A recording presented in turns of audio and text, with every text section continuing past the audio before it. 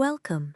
Tonight we are exploring the brief and tragic life of Catherine Howard, the fifth wife of Henry VIII, from the secret love letter that sealed her doom to the haunting reports that she spent her last evening practicing how to lay her head upon the execution block. This is the story of a girl handed immense power before she understood the rules of the game, ultimately crushed by a court that viewed her as a disposable pawn. If you enjoy these journeys through the past, please consider liking, subscribing, or leaving a quiet thought below. Settle into your blankets, soften your shoulders, slow your breathing. Let's begin. The date is February 13th, 1542. The location is Tower Green, an enclosed open-air courtyard situated deep inside the towering stone walls of the Tower of London. The temperature of the air sits just above freezing. A thick layer of white frost coats the individual blades of grass covering the ground of the courtyard. The sky overhead consists of flat, unbroken grey clouds, blocking the light of the sun.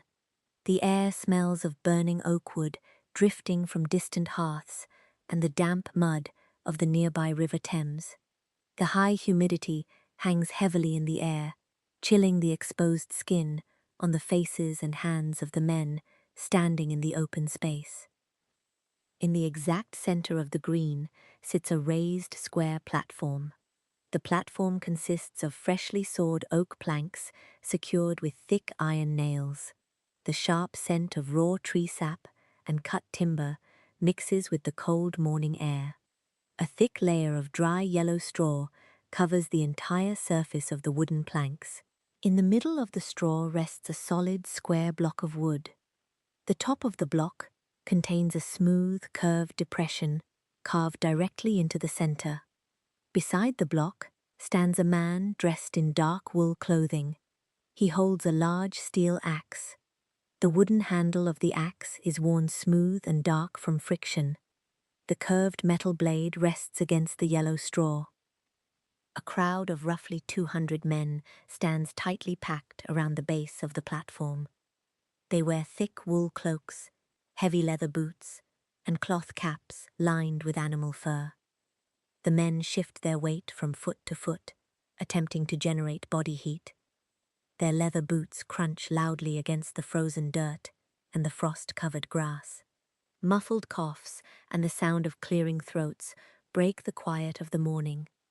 With every single exhale, thick plumes of white vapor emerge from their mouths and drift slowly upward into the grey sky. Guards hold long wooden halberds and stand at the outer perimeter of the courtyard. The steel tips of the halberds point toward the clouds above. The guards wear heavy red coats, bearing thick gold thread stitched into the shapes of crowns and roses. A heavy oak door on one of the surrounding stone buildings creaks open. The rusted iron hinges groan loudly against the stone. A young woman named Catherine Howard steps over the raised stone threshold. She wears a heavy, dark velvet gown, reaching down to the floor. Dark animal fur lines the collar and the wide sleeves of the dress. Her skin is extremely pale. Her hands shake visibly in the freezing air. Her knees bend and buckle rapidly with her first step onto the frozen dirt path. She is 19 years old. Two men wearing the red and gold uniforms of the yeomen of the guard step directly beside her. One guard reaches his thick, muscular arms under her left shoulder. The other guard places his heavily calloused hands under her right shoulder. They lift her body upward. Her leather shoes barely touch the ground as she moves forward. The thick hem of her velvet gown drags across the white frost, leaving a dark, wet trail through the icy grass. The trio moves slowly toward the wooden stairs of the platform. The guards guide her up the 4 wooden steps. The oak stairs creak and bow slightly under the combined weight of the 3 adults. They reach the top of the platform. The guards release her shoulders and step back, returning to the edge of the stairs. Catherine stands alone in the center of the rough planks, surrounded entirely by the dry yellow straw. The winter wind pushes against her back, rustling the heavy velvet fabric of her gown. Her breathing is rapid and shallow. Her chest rises and falls in quick, short movements. She turns her face toward the crowd of men gathered below the platform. She opens her mouth and speaks. Her voice is quiet and thin. The men standing in the front rows tilt their heads and lean forward to hear the specific sounds she makes. She states her faults aloud to the assembled crowd. She states the sentence handed down to her is just and proper. Several men in the crowd hold small leather-bound books in their hands. They press the sharp tips of feathered quills into small glass inkwells. They drag the wet ink across the rough, fibrous parchment, recording the exact syllables coming from her mouth. The scribes write down her speech. Years later, other men copy these words onto new sheets of paper. They alter the sequence of the letters. They add new sentences about a former lover. They write down a claim that she wishes to die as a different man's wife. The wet ink dries into the paper, setting these new altered words into physical documents stored in dark, dusty archives. On the platform, she merely finishes her brief spoken statements and looks down at the solid wooden block waiting in the straw. Catherine bends her knees. The joints in her legs lower her body onto the platform.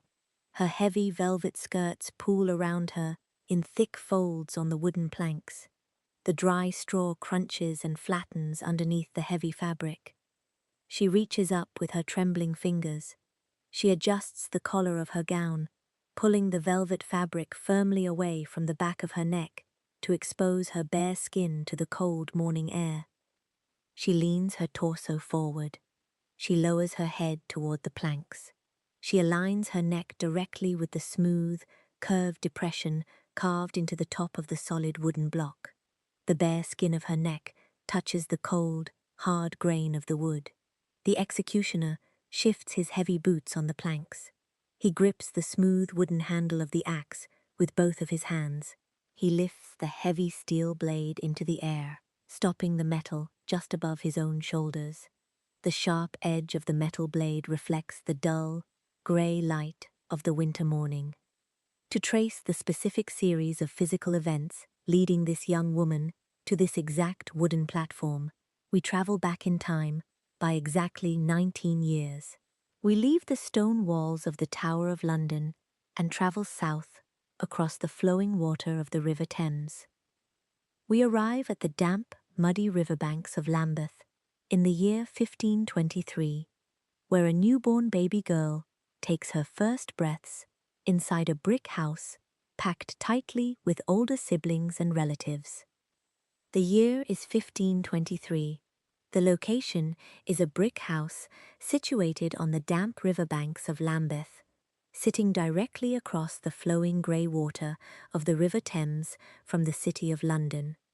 Thick grey mud covers the ground outside the heavy wooden front door. The water of the river slaps against the wooden posts of the nearby docks. The smell of wet earth, rotting river weeds, and raw sewage pushes through the narrow gaps in the window shutters. Inside the house, the air sits heavily with the scent of boiling cabbage, wet wool, and burning tallow candles. Grey smoke rises from a stone hearth and hangs just below the thick oak ceiling beams. A newborn infant named Catherine lies wrapped in rough, undyed sheep's wool inside a wooden cradle.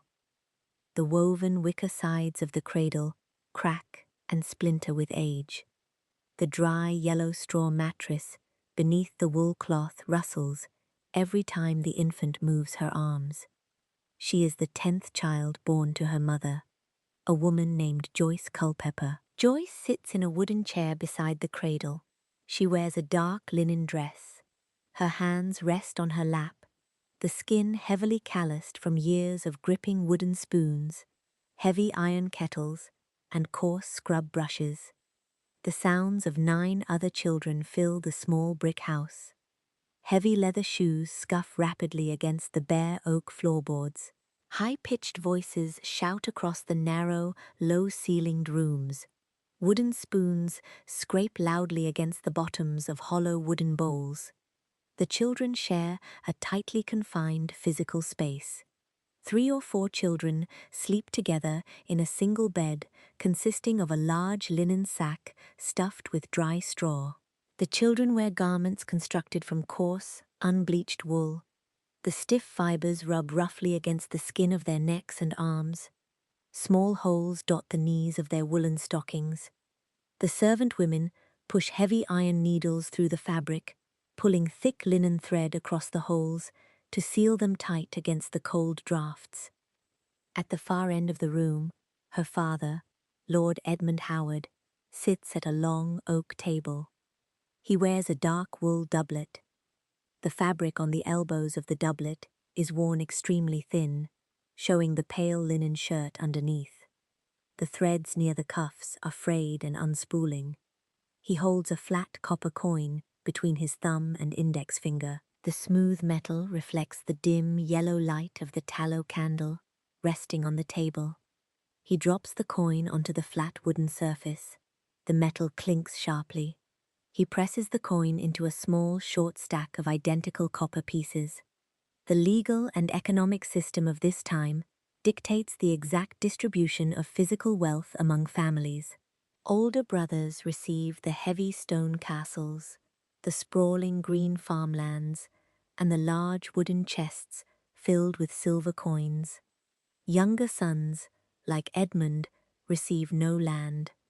The mathematical probability of a younger son possessing only a small quantity of copper coins and a narrow brick house stands at exactly 100%. The family carries the Howard surname. The letters of this name appear on heavy parchment documents stamped with thick red wax seals inside the royal palaces across the river. Inside this brick house in Lambeth, the physical reality consists of stale crusts of brown rye bread and wooden bowls filled with thin oat porridge. The children eat the porridge with wooden spoons. The sticky, grey oats cling to the sides of the bowls.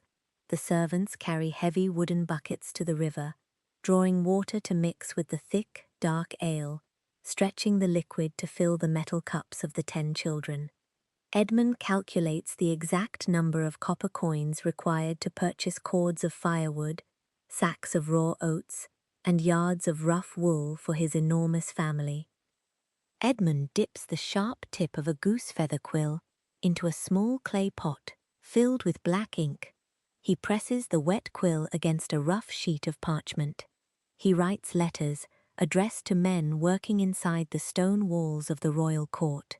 He writes specific, detailed requests for paid appointments and financial grants. The wet black ink sinks into the porous surface of the parchment, staining the fibers. He folds the parchment into a small square. He holds a stick of red wax over the flame of the tallow candle. The wax melts and drips onto the folded flap of the paper. He presses a heavy metal seal into the hot wax. The wax cools and hardens into a solid, flat disc, trapping the paper closed. He hands these folded papers to men waiting by the front door. The messengers place the letters into leather pouches. They mount their horses and ride away, the iron horseshoes sinking deep into the grey mud of the Lambeth roads. Edmund remains at the oak table, picking up another sheet of blank parchment, dipping his quill back into the black ink. Catherine grows slightly older in this cramped, loud environment. Her small leather shoes learn to navigate the uneven, splintered wooden floorboards. Her hands learn the specific, rough texture of the patched wool blankets. Her nose recognizes the constant smell of burning wood and damp river air. She watches the massive group of siblings fighting for space on the wooden benches beside the hearth. Occasionally, men visit the narrow brick house. These men ride large, muscular horses with brushed coats. They wear heavy cloaks made of dark velvet. The fabric of their clothing contains thick, gold threads reflecting the firelight. They wear heavy gold rings set with polished red and green stones. They speak in low, quiet voices with her father. These men are her uncles and older relatives. They arrive from large stone estates. They control enormous tracts of land and command hundreds of servants. We leave the damp, crowded rooms of the Lambeth house and travel outward to examine the towering stone walls and the sprawling, wealthy estates controlled by this extended family network. Thick, grey stone blocks form the exterior walls of Kenninghall, a massive manor house located 90 miles northeast of Lambeth. The walls rise 40 feet into the air. A deep ditch filled with dark water surrounds the base of the stone. Heavy wooden drawbridges span the water. Iron chains hold the thick oak planks in place. Inside the walls, hundreds of men and women walk across smooth, flat flagstones. They wear bright red and black wool uniforms. They carry large iron spits loaded with entire roasted pigs. The air smells of burning oak logs, hot animal fat, and expensive crushed cloves. High arched windows, containing small panes of clear glass, allow bright sunlight to illuminate the large interior rooms. In a room on the second floor, Thomas Howard, the third Duke of Norfolk, sits in a tall wooden chair with a padded leather seat. He wears a heavy coat constructed from dark crimson velvet. Thick pieces of brown sable fur line the collar and the cuffs of his coat. His fingers are long and thin. He wears 3 solid gold rings set with flat red rubies. He rests his hands on the smooth surface of a polished walnut table. A leather pouch sits on the wood. He unties the thick leather string. He tips the pouch. Dozens of heavy gold coins slide out and hit the table. The metal clatters loudly. The gold reflects the yellow light of tall beeswax candles burning in iron stands nearby. The gold coins are the direct physical result of the Howard estates. The family controls thousands of acres of flat green grass and dense oak forests across the English landscape. Men with long wooden bows walk through the trees. They release steel-tipped arrows into the sides of brown fallow deer. Farm workers push heavy iron plows through dark brown soil. They guide large oxen with thick leather straps. Wooden carts carry sacks of milled white flour and barrels of fermented ale along dirt roads directly to the Duke's storerooms. Thomas Howard commands this massive intake of physical goods.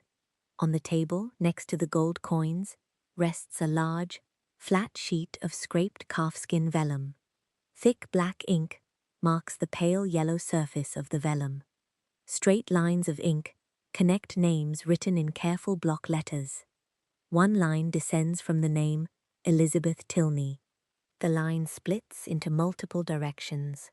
One ink line stops at the name Anne Boleyn. Another line moves across the page and stops at the name Jane Seymour.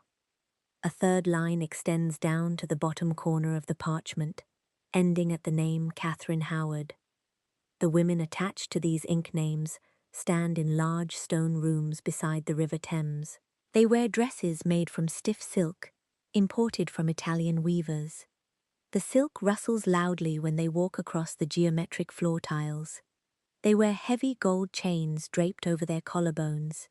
Pendants containing cut diamonds and smooth white pearls rest against the fabric of their bodices. Their leather shoes are dyed in deep red and blue pigments. Servants walk behind them, carrying small velvet pillows and gold-plated drinking cups. These women stand within a few feet of the King of England. The older men sitting at the walnut tables look at the ink names on the vellum. They write letters on smaller pieces of parchment. They melt red wax and press heavy metal seals into the hot liquid. They hand these letters to men on fast horses. The letters travel to other men sitting in different stone houses. These men arrange the physical relocation of the young girls in the family. They agree to transfer wooden chests filled with silver coins and folded velvet fabric. When the wax seals dry, women enter the sleeping chambers of the young Howard girls. They remove the coarse wool garments from the girls' shoulders. They hold up dresses made of thick, heavy brocade. They slide the heavy dresses over the girls' heads. They pull tight linen laces through metal eyelets on the backs of the dresses. They pull the laces until the girl's ribs compress slightly. They push sharp metal pins through the fabric to secure the sleeves. They place stiffened fabric hoods over the girl's hair, pinning the cloth directly to the hair strands to hold it in place. The girls walk out of the stone houses. They step up onto the wooden floorboards of large carriages. The carriages have 4 wooden wheels wrapped in iron bands. Leather straps suspend a wooden cabin in the air. The girls sit on padded velvet benches. Inside the cabin, 4 large horses pull the thick leather harnesses. The iron wheels roll over the rough dirt and loose rocks of the road. The carriage shakes and rattles. The girls travel away from their childhood beds. They arrive at the large stone gates of a royal palace.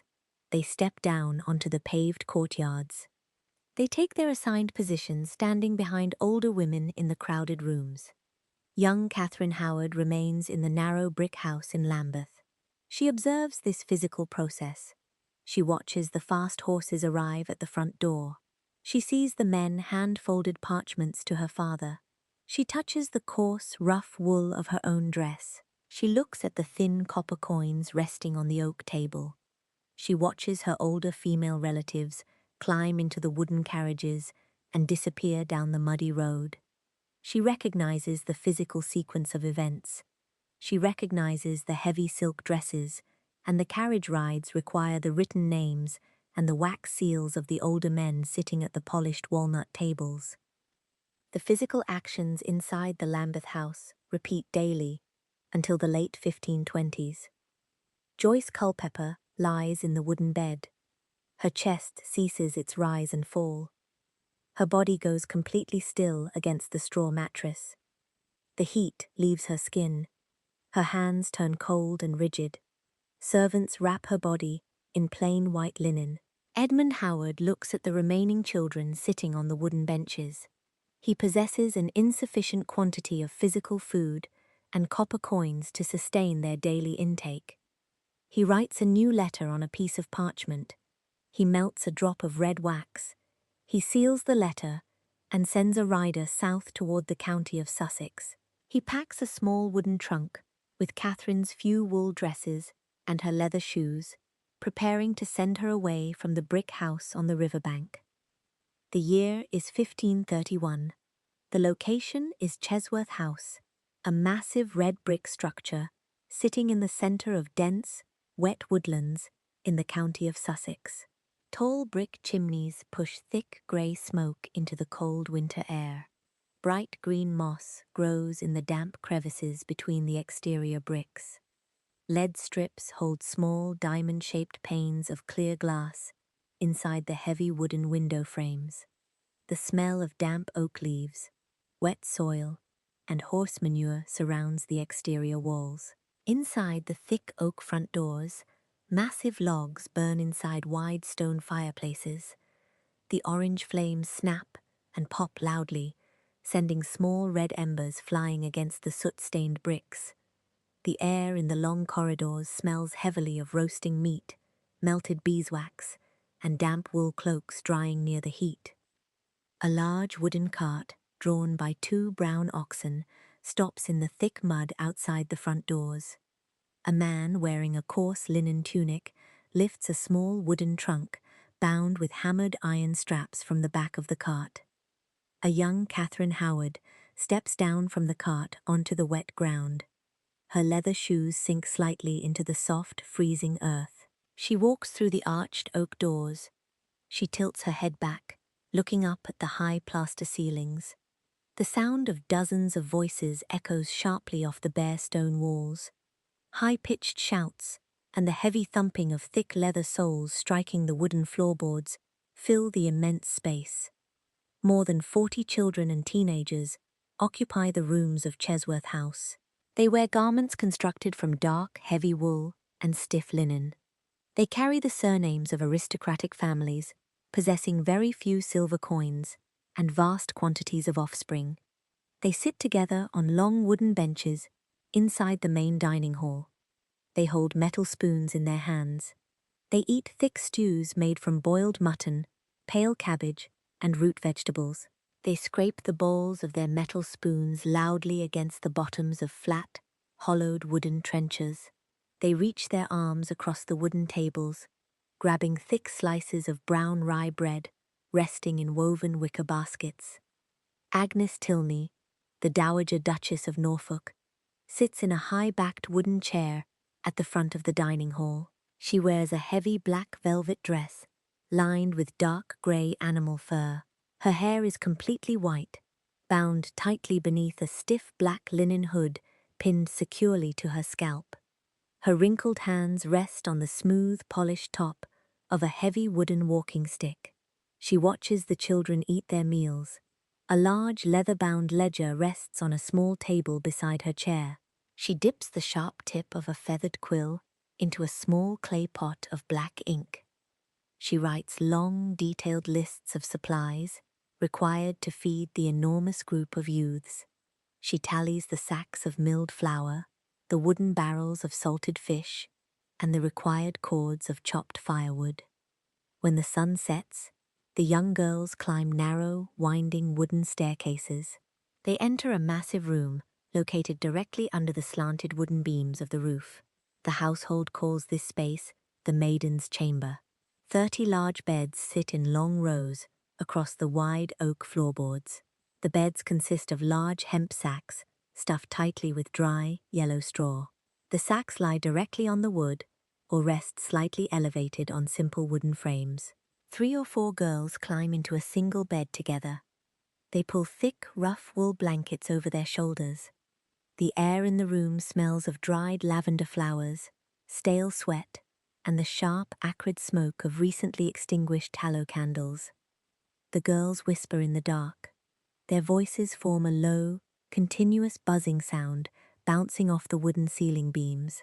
They share pieces of crystallized sugar and dried apples hidden deep inside the pockets of their woolen skirts.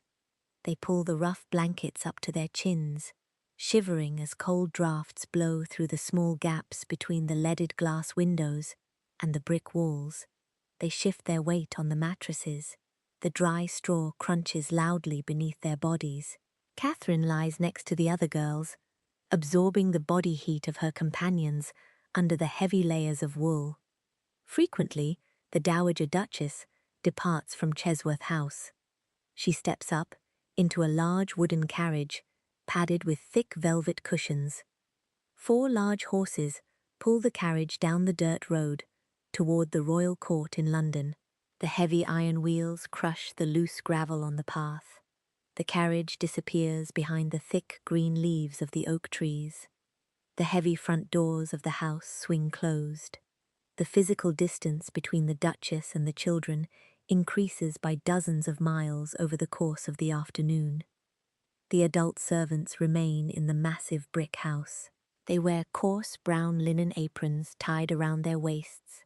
They carry heavy iron buckets of water from the outdoor wells and stack thick logs near the fireplaces. When the sun goes down, the servants sit on low wooden stools in the warm kitchens. They pour dark brown ale from wooden pitchers into large metal tankards. They drink the ale in long swallows. They lean their heads back against the warm stone walls and close their eyes. They stay in the lower rooms of the house for the remainder of the night. The teenagers roam the upper floors of the estate. Their leather shoes move quietly across the oak floorboards. Young men from the surrounding estates walk through the open exterior doors. They climb the narrow wooden staircases. They enter the long corridors leading directly to the Maiden's Chamber. The boys and girls sit together on the wooden window seats built into the thick stone walls. They share pieces of roasted meat stolen from the kitchens. They touch hands in the dim light of the dying fires. They lean their heads together, speaking in hushed, quiet tones until the early hours of the morning. The sun rises, casting bright white light through the diamond-shaped glass panes. The teenagers sit in the drawing rooms on the lower floors. They hold small wooden lutes and square sheets of parchment covered in black ink letters. They pluck the tight gut strings of the lutes with their fingertips. They move their leather shoes in synchronized patterns across the smooth floor tiles. Tutors stand in the corners of the room. The adults watch the specific finger placements on the lute strings and the physical steps of the dancers. They listen to the sounds of the music and the rhythmic tapping of the shoes. Pale morning light pushes through the small, diamond-shaped glass panes of the windows at Chesworth House. The thick glass slightly distorts the beams of light. Tiny white dust particles float slowly downward through the illuminated air. The temperature in the room sits near freezing. The cold air holds the sharp, acidic smell of iron gall ink, dried parchment, and burning tallow candles. 8 young girls sit side by side on long, backless wooden benches. The rough wood of the benches presses through the layers of their woolen skirts. They rest their forearms on a massive, flat oak table. Catherine holds a long white goose feather quill in her right hand. The shaft of the feather is completely smooth. The very tip of the quill bears a sharp, angled cut made by a small steel knife. A small slit runs directly up the center of the tip. She dips the sharp point into a round clay pot sitting on the wooden table. Thick, black liquid coats the end of the feather. She moves her hand over a flat, square sheet of scraped animal skin vellum. She presses the wet tip of the quill onto the pale yellow surface of the vellum. The slit in the quill opens slightly under the pressure. The black ink flows down the slit and spreads into the porous fibers of the skin. She pulls her hand downward, dragging the quill across the vellum to form a straight vertical line. She lifts her hand and forms a small curve. The sharp tip scratches loudly against the rough surface. The sound repeats continuously down the length of the long oak table as the other girls drag their own quills across their assigned sheets of vellum. The wet black ink sits on top of the surface for several minutes before drying into a dull, flat finish. An older man stands at the head of the oak table. He wears a thick, dark brown wool robe. He places a massive, heavy book, bound in stiff calfskin leather, onto the wood. 2 brass clasps hold the thick covers together. He flips the brass clasps open. The metal clinks sharply. He opens the thick cover and turns the heavy paper pages. The girls look down at the dense rows of black shapes stamped onto the paper. They push air up from their lungs, through their vocal cords, and shape their lips to produce the precise phonetic sounds of the printed English words. The older man turns a small glass hourglass upside down on the table. The hourglass consists of 2 round glass bulbs connected by a narrow glass neck, held within a simple wooden frame. Granules of fine white sand fall steadily from the top bulb through the narrow neck. The sand accumulates in a small, growing mound at the bottom of the lower bulb. The scratching of the quills and the spoken phonetic sounds continue for the exact duration required for the sand to completely empty from the top bulb. The man reaches out and turns the glass over a second time. The process repeats. On the third turn, when the final grains of sand settle into the bottom glass bulb, the man reaches forward. He pulls the heavy calfskin cover closed. He snaps the 2 brass clasps shut. He picks up the book and walks out the heavy wooden door. The girls stand up from the rough wooden benches. They leave the clay pots of ink and the vellum sheets on the table.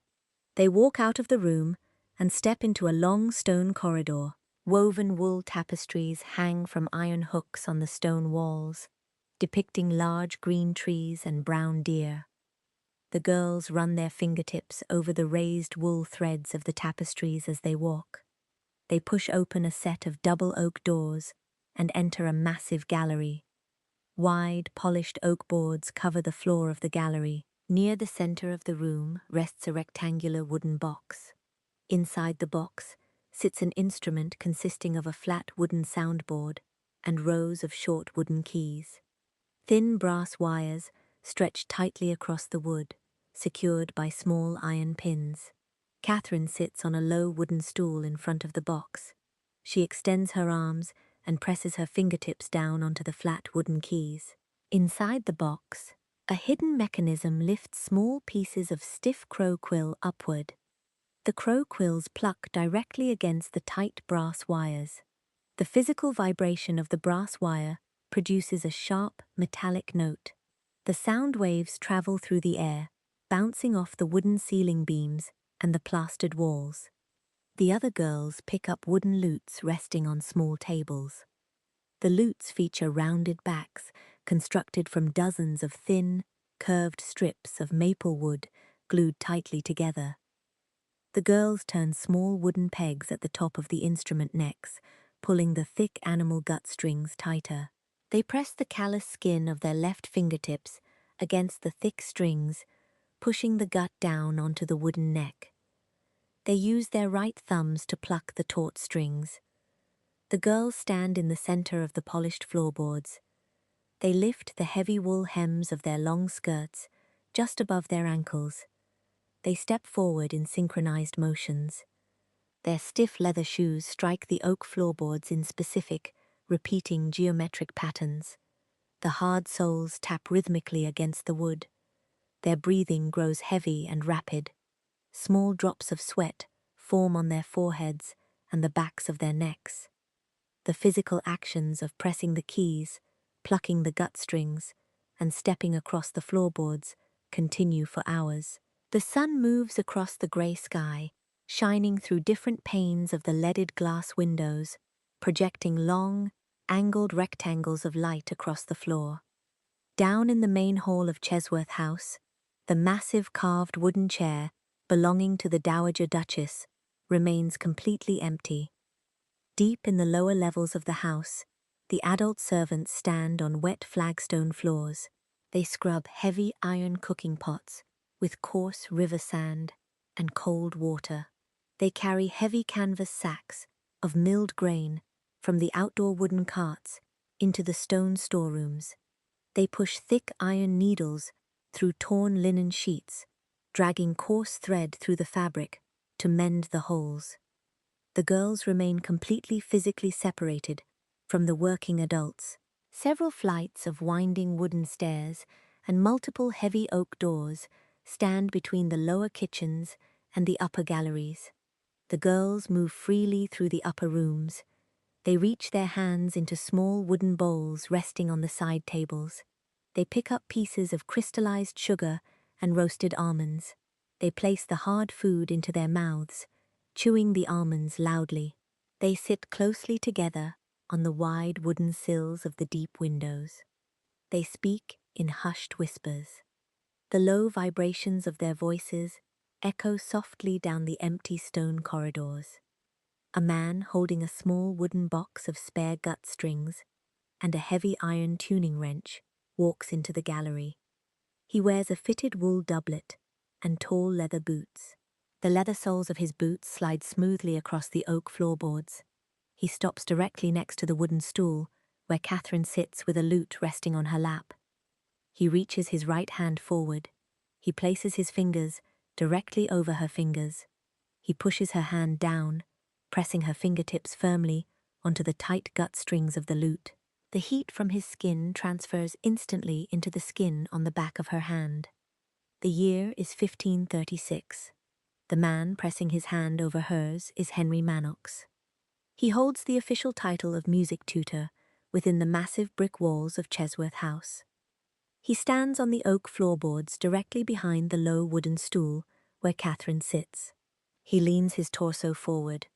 The heavy, dark wool of his doublet rubs against the thin linen fabric covering her shoulders. The smell of stale ale, roasted onions, and unwashed wool radiates from his clothing and mixes with the cold, damp air of the gallery.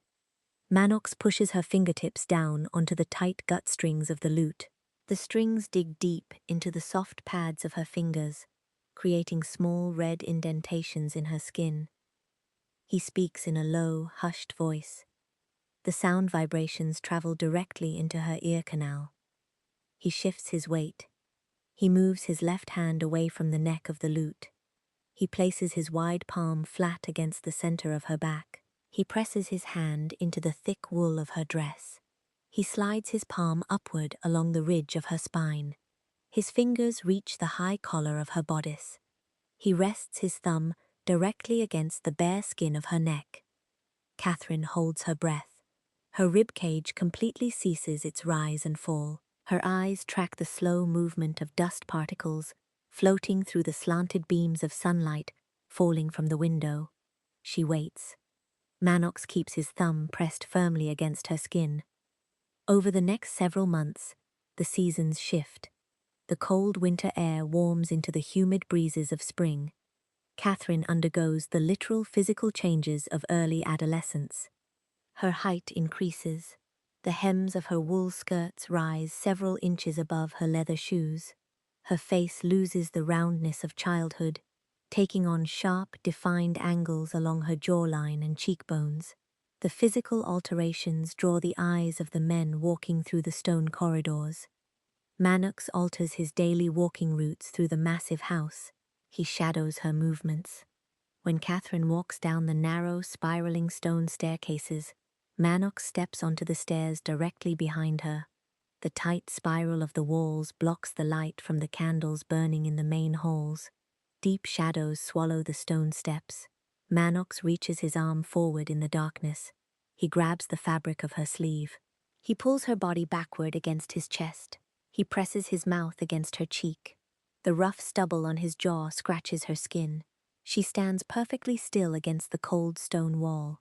She listens to the heavy thud of his boots as he eventually releases her and walks away.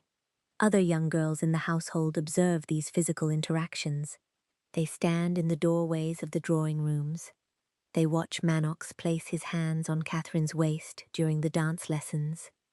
They look at the placement of his fingers. They turn their heads and whisper to each other. The low, buzzing sound of their voices travels through the drafty corridors. The older adult servants in the house walk past the open doors. They carry heavy iron buckets of water and large stacks of firewood. They look straight ahead. They continue walking down the hallways. The thick oak doors of the Dowager Duchess's private chambers remain tightly shut, sealing the older woman away from the daily events occurring in the galleries.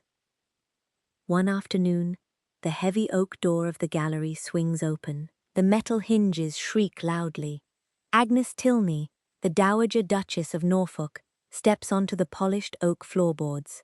She wears her thick black velvet dress. Her wooden walking stick strikes the floorboards. Thump, thump, thump. She walks directly toward the center of the room. Manox stands incredibly close to Catherine. His hand rests on the upper part of her thigh, pressing the wool fabric tightly against her leg. The Duchess stops walking. Her eyes fixate on Manox's hand. The older woman lifts her right arm high into the air. The heavy velvet sleeve falls back, exposing her pale forearm. She swings her arm forward with immense physical force. Her open palm strikes the side of Manox's face. The physical impact generates a sharp, explosive crack echoing off the plaster walls. The force of the blow snaps Manox's head to the side. The skin on his left cheek immediately turns bright, inflamed red. He steps backward, his leather boots scraping harshly against the wood. The Duchess points her thick wooden walking stick toward the open doorway. She barks loud, sharp syllables at him, commanding him to exit the room and abandon his post as the music instructor. Manox turns around. He walks rapidly across the room.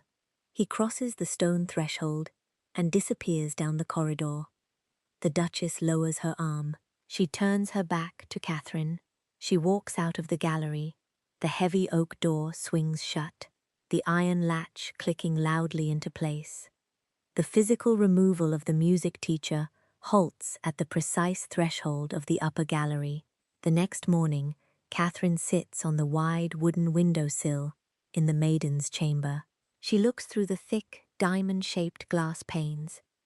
The courtyard below consists of thick, grey mud and scattered brown straw. Manox walks across the courtyard. He carries a large wooden bucket filled with crushed oats for the horses. He retains his physical place on the estate. He sleeps on a straw mattress in the men's quarters above the stables. He eats flat brown bread at the long wooden tables in the lower kitchens. He shares the exact same enclosed brick compound as the young girls. Catherine watches him walk through the mud. She rubs the red indentations on her fingertips, left by the tight gut strings of the lute.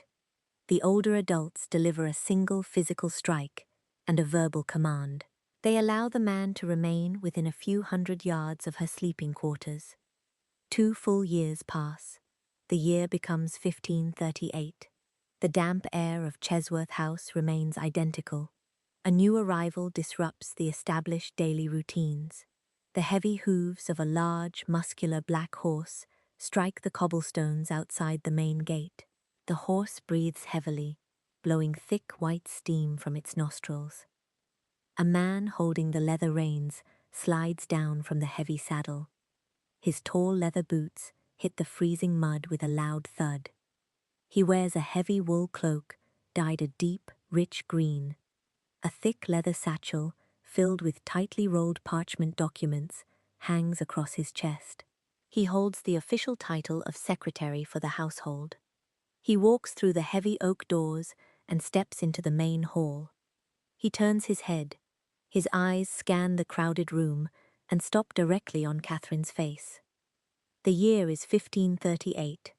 The man standing in the main hall of Chesworth House is Francis Dereham. He holds the official title of secretary for the household. He sits on a solid oak stool in the corner of the wide room. He holds a sharp steel knife with a carved bone handle. He scrapes the flat edge of the metal blade across a thick sheet of calfskin parchment. He shaves away small drops of dried black ink. He dips a fresh goose feather quill into a round clay pot. He writes long columns of numbers on the parchment. He records the exact physical quantities of milled grain sacks, salted fish barrels, and chopped firewood cords entering the storage rooms of the estate. He lifts his head from the wooden desk. His eyes focus on Catherine, walking across the smooth stone floor tiles. She wears a thick, dark red wool dress. Her stiff leather shoes click sharply against the stone. Dereham tracks the continuous movement of her body across the length of the room. He places the wet quill onto the wooden surface of the desk. The sun moves below the distant tree line. Thick darkness fills the long, narrow corridors of the house. The temperature drops rapidly toward freezing. Cold drafts blow through the small cracks between the exterior bricks. The young girls lie on the large straw mattresses inside the maiden's chamber. They wear plain, coarse linen smocks. Heavy wooden doors separate the chamber from the winding stone staircases. Dereham walks up the spiraling stone steps. He holds a short, tallow candle in his right hand. The yellow flame flickers wildly in the cold draught. Hot, liquid fat drips from the candle onto his bare knuckles. The wax cools and hardens against his skin. He carries a small woven wicker basket in his left hand. He pushes his shoulder against the heavy oak door. The rusted iron hinges groan loudly. He walks directly to the edge of Catherine's mattress. He opens the wicker basket. He pulls out pieces of roasted chicken and flat brown bread taken from the lower kitchens. He hands the warm food to Catherine. She tears the roasted meat with her teeth. She chews the chicken loudly in the quiet room. Other girls lie on the adjacent mattresses, spaced across the floorboards. They turn their heads. They watch Dereham and Catherine eat the food in the dim candlelight. They listen to the low, hushed tones of their voices, echoing softly against the slanted wooden ceiling beams. Dereham reaches his right hand into the deep front pocket of his green wool doublet. He pulls out a small object. He presses the object directly into the palm of Catherine's hand. She holds a small, padded heart constructed from smooth red silk.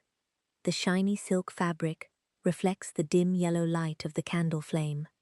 Dereham pulls another object from his pocket. He hands her a small artificial flower made from shaped pink silk petals and thin brass wire. Catherine holds the small physical items. She rubs the smooth silk between her thumb and index finger.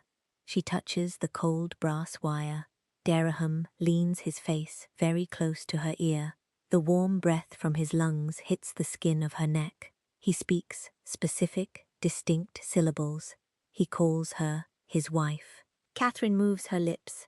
She pushes air from her lungs, through her vocal cords, and out of her mouth. She calls him her husband. The other girls in the room hear the precise phonetic sounds of these words. The men wearing heavy black robes in the law courts of London write these exact words on large sheets of parchment. The kingdom operates under strict legal statutes regarding spoken vows. The exchange of these specific verbal sounds alters her physical legal status in the eyes of the realm. The spoken words bind them together as a married couple under the law. The cold winter turns into wet spring.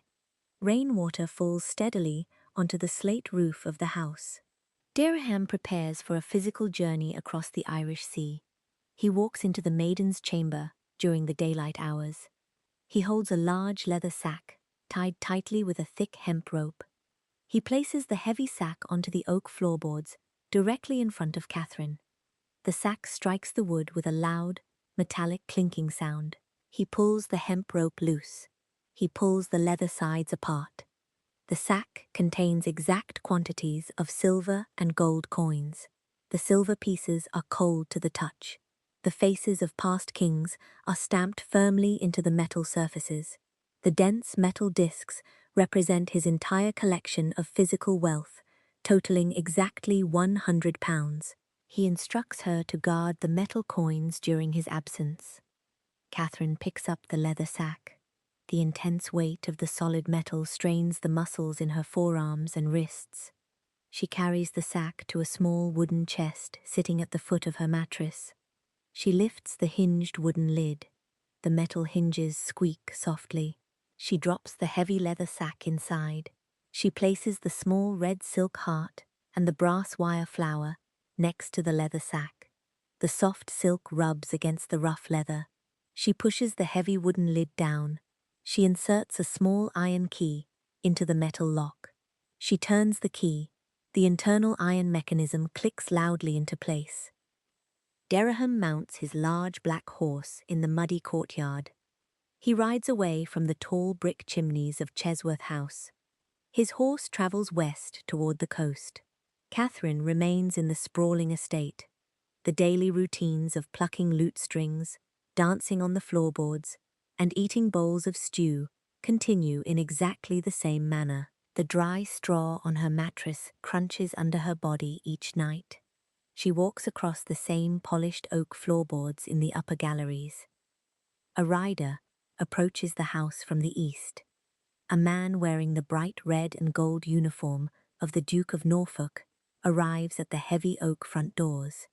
He holds a thick piece of parchment, sealed with a wide circle of red wax. He hands the letter to the Dowager Duchess. The older woman breaks the hard wax seal. She reads the black ink letters written by the Duke. The Duke commands Catherine to travel to the City of London. He secures a position for her inside the royal palaces. Adult women enter the maiden's chamber. They open a large wooden travel trunk. The interior of the trunk smells of dry cedar wood and dried lavender flowers. They pack Catherine's heavy wool dresses, her stiff linen hoods, and her leather shoes into the trunk. They fold the thick fabrics into precise, tight squares. The heavy leather sack of coins remains locked inside the separate, smaller wooden chest sitting on the floorboards. Catherine walks down the spiraling stone stairs. She steps up into a waiting wooden carriage. She sits on the padded velvet bench. The velvet fabric presses against the wool of her skirt. The driver snaps a long leather whip over the backs of 4 large horses. The heavy iron wheels roll forward, crushing the wet gravel on the dirt road. The carriage moves east, traveling directly toward the massive stone towers and the bright silk banners of the King's Court. The year is late 1539. The heavy iron wheels of a wooden carriage roll over the flat grey cobblestones of the sprawling courtyard at Greenwich Palace. The temperature of the air sits at exactly 40 degrees Fahrenheit. A thick grey fog rolls off the surface of the nearby River Thames, carrying the distinct smell of wet mud, decaying river weeds, and raw fish. The carriage stops moving. A man wearing a thick brown wool coat pulls the wooden door open. Catherine steps down from the carriage. Her leather shoes strike the wet stones. She walks toward the massive arched oak doors of the palace. The bright red bricks of the exterior walls rise high into the air, completely blocking the grey sky. She enters the long, enclosed gallery.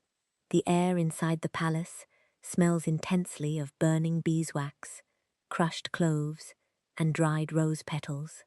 Hundreds of men and women stand tightly packed together in the long room. They wear bright yellow, deep red, and dark blue fabrics. The heavy gold and silver threads of their garments reflect the bright yellow light of thousands of candles burning in heavy iron chandeliers overhead. The constant overlapping of their voices creates a loud, continuous droning sound, echoing off the carved wooden ceiling beams. Adult women approach Catherine. They lead her away from the crowded gallery and into a smaller, dimly lit side room. They untie the laces of her heavy wool travel dress. They pull the rough fabric over her head and drop it onto the floorboards. They hold up a dress constructed from stiff Italian silk. The fabric carries extreme physical weight. Thick gold threads form dense geometric squares and triangles across the dark blue silk. The women slide the heavy silk over Catherine's head. They pull thick linen laces through the metal eyelets on the back of the stiffened bodice. They pull the laces tightly with their bare hands. Catherine's ribcage compresses. Her lungs take in smaller, shallower volumes of air. The women place a French hood over her hair. The hood consists of a stiff wire frame covered entirely in black velvet. Small, round white pearls line the front edge of the hood in a perfectly straight row. The women push long metal pins directly through the black velvet. The sharp points of the pins slide through her hair and scrape slightly against her scalp, securing the heavy headpiece in place. Catherine walks back out into the main presence chamber. She takes her newly assigned physical position as a lady-in-waiting to Anne of Cleves, the newly arrived fourth wife of the king. Anne sits on a high-backed wooden chair covered in thick red velvet. Catherine stands perfectly still, directly behind the chair. She folds her hands together at her waist. Her stiff leather shoes press against the dry woven rushes covering the oak floorboards. The crushed rushes release the faint smell of dried grass and wild mint leaves into the hot air of the room. She maintains this specific physical posture for several hours. The muscles in her calves and her lower back burn with intense physical fatigue. She keeps her head elevated and looks straight ahead. A heavy set of double oak doors opens rapidly at the far end of the hall. The men and women in the room immediately cease their vocalizations. The massive hall falls completely silent. A loud, rhythmic thumping sound echoes across the room. A thick, solid ash-wood staff strikes the wooden floorboards with extreme force. King Henry V walks through the doorway. He is 48 years old. His physical frame takes up a massive amount of space in the room. He stands over 6 feet tall. His waist measures more than 50 inches in circumference. He wears a heavy, oversized doublet made of thick crimson velvet. Dozens of cut diamonds, flat red rubies, and large white pearls are sewn directly into the red fabric. The heavy stones pull the velvet downward, creating deep folds in the material. A heavy gold chain rests across his wide collarbones. He wears a flat black velvet cap, tilted slightly on his head. A single white ostrich feather attaches to the side of the cap.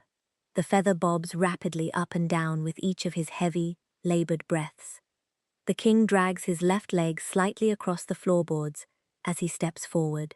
The calf of his left leg measures several inches wider than his right leg. Thick white linen bandages wrap tightly around his calf and his shin. A dark yellow fluid slowly seeps outward from the skin, soaking through the layers of the white linen. The strong, highly pungent smell of sulfur, dried herbs, and decaying flesh radiates outward from the wet bandages. The odor pushes through the heavy layers of rosewater perfume sprayed onto his velvet doublet. He leans his enormous weight heavily onto the thick ashwood walking staff with every single step. The wood of the staff bows slightly inward under the extreme pressure. The men and women in the room bend their knees. The women lower their bodies toward the floorboards. Their heavy silk skirts spread out flat across the crushed rushes. The men bow their heads, pointing their faces directly toward the ground. Catherine bends her knees. The stiff fabric of her blue silk dress folds around her legs. She keeps her chin tucked down. The king breathes heavily. His lungs push thick streams of hot air loudly through his nose and his mouth. The physical exertion of walking across the long room causes small drops of clear sweat to form on his forehead. He walks directly toward the wooden chair where Anne of Cleves sits. He stops a few feet away. He grips the wooden staff tightly. The skin over his knuckles turns completely white under the pressure. The heat in the room rises as hundreds of bodies remain tightly packed together. The oxygen grows thin. Catherine feels the heavy silk fabric of her dress, trapping the heat against her skin. A small bead of sweat rolls down the back of her neck, soaking into the stiff white linen at her collar. The king shifts his massive body weight. He plants his leather boots firmly onto the floorboards. He turns his wide shoulders slightly to the right. His line of sight moves past the face of Anne of Cleves. His eyes track across the row of young girls standing completely still behind the red velvet chair. His gaze stops moving. He looks directly at the face of Catherine Howard. He stares at the specific angle of her cheekbones, the color of her skin, and the precise shape of her jawline. The date is April 1540. The temperature inside the main dining hall of Whitehall Palace sits at 65 degrees Fahrenheit. Bright white sunlight pushes through the tall, clear glass windows, striking the polished oak floorboards. The air holds the dense smell of roasted swan breast, dripping with hot animal fat, mixed with the sharp, acidic scent of spilled red wine soaking into the dry woven rushes on the floor. King Henry sits at the center of a long oak table, elevated on a raised wooden platform. He rests his heavy forearms on the white linen tablecloth. He holds a heavy silver goblet in his right hand. The metal surface of the goblet reflects the sunlight. Thomas Howard, the third Duke of Norfolk, stands 10 feet away from the edge of the raised platform. He wears a dark black velvet doublet. He tracks the precise movements of the king's head. He watches the king's eyes. The king turns his face away from his wife, Anne of Cleves. The king points his eyes directly toward the far stone wall. Catherine Howard stands against the wall. She wears her dark blue silk dress. Thomas Howard walks across the floorboards. His leather shoes make a slow, steady tapping sound against the wood. He stops directly beside Catherine. He raises his right hand. He places his open palm against the back of her left shoulder. He applies firm physical pressure against the silk fabric. He pushes her body forward. She moves her feet. She walks across the floorboards, guided entirely by the pressure of her uncle's hand. He steers her directly toward the raised platform. He stops pushing when she stands exactly 3 feet away from the king's heavy wooden chair. The king lowers his silver goblet. The flat metal base clanks loudly against the oak table. He looks at Catherine. He commands her to sit on a small wooden stool, positioned directly next to his legs. Catherine bends her knees. The silk fabric of her dress folds around her. She sits on the stool. The thick white linen bandages wrapping the king's left leg rest inches away from her face. The strong odor of sulfur, crushed medicinal herbs, and seeping bodily fluids enters her nasal passages. She keeps her head elevated. She looks directly at the gold embroidery on the king's heavy red velvet coat. Within 24 hours, the physical transfer of goods begins. Two men wearing the king's red and gold uniforms walk down the long stone corridors of the palace. They carry a large wooden chest constructed from dark walnut. Heavy iron straps bind the corners of the wood. The men stop inside Catherine's sleeping chamber. They place the heavy chest onto the floorboards. The wood strikes the floor with a loud, hollow thud. One man inserts a thick iron key into the metal lock. He turns the key. The latch clicks open. He lifts the heavy wooden lid. Catherine walks to the chest. She looks inside. Large, tightly rolled spools of heavy silk fabric rest at the bottom. The silk is dyed in vibrant shades of deep crimson, bright yellow, and rich emerald green. Adult women enter the room. They lift the heavy silk spools out of the chest. They carry the fabric to long wooden tables. They push sharp steel shears through the thick material, cutting the silk into precise panels for new dresses. Another man arrives at the door, holding a smaller wooden box lined with soft black velvet. He opens the box. A heavy necklace sits on the velvet. The necklace consists of thick, solid gold links. Square-cut red rubies and smooth white pearls are set deeply into the gold. The king walks into the room directly behind the man. He breathes loudly, his lungs working hard to pull oxygen into his massive chest. He takes the heavy gold necklace from the velvet box. Catherine turns her body. She bends her knees slightly, lowering her height. The king reaches his thick arms around her neck.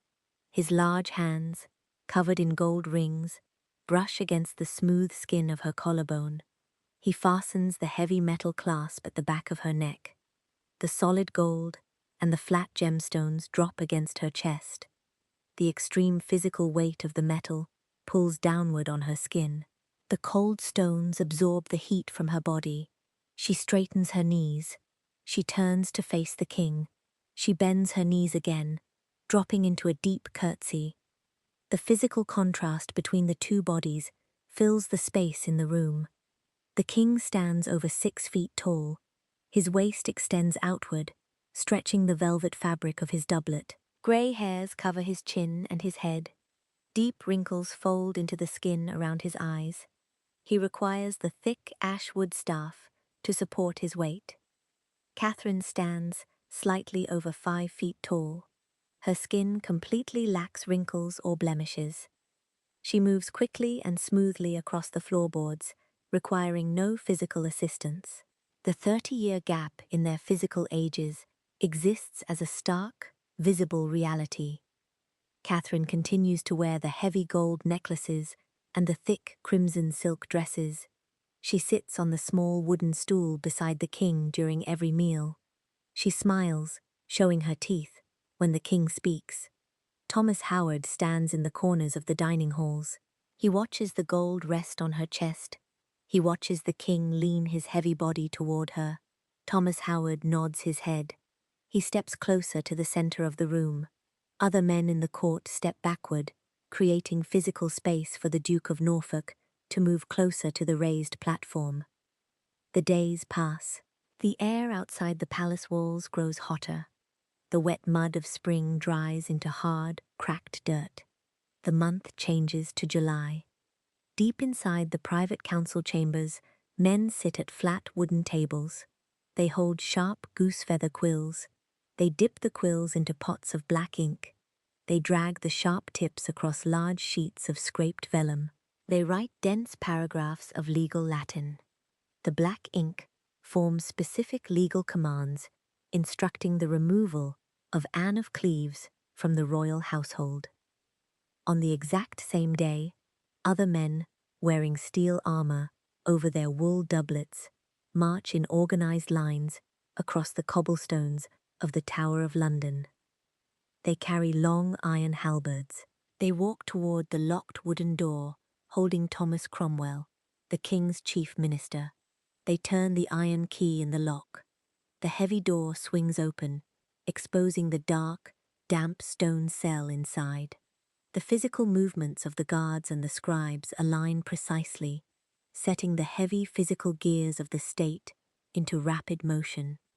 The date is the 9th of July, 1540. The sun shines directly down onto the grey slate roofs of the chapter house at Westminster. The air temperature reaches 85 degrees Fahrenheit. Inside the thick stone walls, 40 men sit on flat wooden benches. They wear heavy black wool robes reaching down to their leather shoes. Large drops of sweat form on their foreheads and roll down their cheeks. The air inside the room smells of unwashed bodies, damp wool, and stale bread. The men lean over long oak tables. They hold sharp goose-feather quills. They dip the quills into small clay pots filled with black iron gall ink. They press the sharp tips against thick sheets of scraped calfskin vellum. They pull the quills across the rough surface, forming tightly spaced lines of text. The wet black ink sits on the surface of the pale yellow vellum before soaking deep into the animal fibers. The words state the physical and legal separation of King Henry and Anne of Cleves. The men pass the sheets of vellum down the long oak tables. Each man picks up a quill. Each man writes his specific name at the bottom of the page. The scratching sound of the sharp feathers echoes continuously against the plaster walls. On the 12th of July, an older man wearing a heavy gold chain around his neck stands at the end of the table. He holds a lit tallow candle in his left hand. He holds a thick stick of dark red wax in his right hand. He holds the wax directly over the yellow flame. The wax melts into a thick liquid. He drips the hot, red liquid onto the bottom edge of the vellum document. He presses a heavy brass seal firmly into the cooling wax. The metal leaves a raised imprint in the hard wax. The document rests entirely flat on the wooden table. 19 days pass between the drying of this wax seal and the next physical event in the sequence. The date advances to the 28th of July. The location is Oatlands Palace, situated in the county of Surrey. The exterior walls consist of bright red bricks baked in hot kilns. Thick green ivy grows up the sides of the brickwork. The summer air smells of dry grass, pine needles, and dust blowing off the dirt roads. Inside a small bedchamber, adult women pull a dress, constructed from stiff silver brocade, over Catherine's head. The heavy fabric reflects the sunlight coming through the glass windows. The thick silver threads scratch slightly against the bare skin of her arms. The women fasten small metal hooks running down the back of the stiff bodice. They pin a white linen hood securely to her hair. She walks out of the bedchamber and steps onto the polished oak floorboards of the corridor. She enters a small, private chapel within the palace. Tall beeswax candles burn on the stone altar, emitting the sweet smell of melting wax. King Henry stands near the altar. He wears a heavy doublet woven from gold threads and dark green silk. Large white pearls line the edges of his collar. He leans his massive body weight heavily onto his thick ash-wood walking staff. Catherine stands directly next to the massive frame of the king. A bishop wearing white linen robes stands in front of them. The bishop opens a large book with heavy wooden covers. He reads Latin phrases from the paper pages. His voice echoes off the plastered walls of the small chapel. The king reaches his thick hand forward. He holds a small, solid gold ring. He slides the circular gold band over the index finger of Catherine's left hand. The cold metal rests tightly against her skin. The bishop closes the heavy book. The thick wooden covers strike each other with a loud clap. At this exact moment, 20 miles to the northeast, a large crowd of men stands on the hard dirt of Tower Hill in London. The air temperature sits at 80 degrees. The smell of horse manure, rotting vegetables, and human sweat fills the open space. The men in the crowd push their shoulders together, stretching their necks to look at a raised wooden platform in the center of the hill. Rough oak planks form the floor of the platform. Dry yellow straw covers the wood. A man named Thomas Cromwell stands on the straw. He wears a plain grey wool tunic. He speaks a few words to the men standing near the edge of the planks. He bends his knees and lowers his body onto the dry straw. He leans his torso forward. He rests the bare skin of his neck directly against the smooth, curved depression carved into a solid wooden block. A man dressed in dark clothing stands next to the block. He holds a heavy steel axe with a long wooden handle. He lifts the heavy tool high into the air. The bright summer sun reflects completely off the polished, sharp metal blade. He swings his thick arms downward.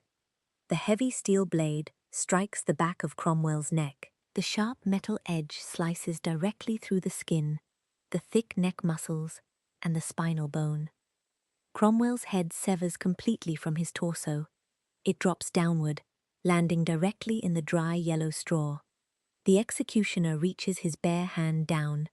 He grasps the short grey hair on the severed head. He lifts the head high into the air. Thick red blood drips from the severed neck onto the yellow straw and the rough oak planks below. The men in the crowd watch the blood fall. Back inside the quiet, heavily perfumed chapel at Oatlands Palace, Catherine turns her body toward King Henry.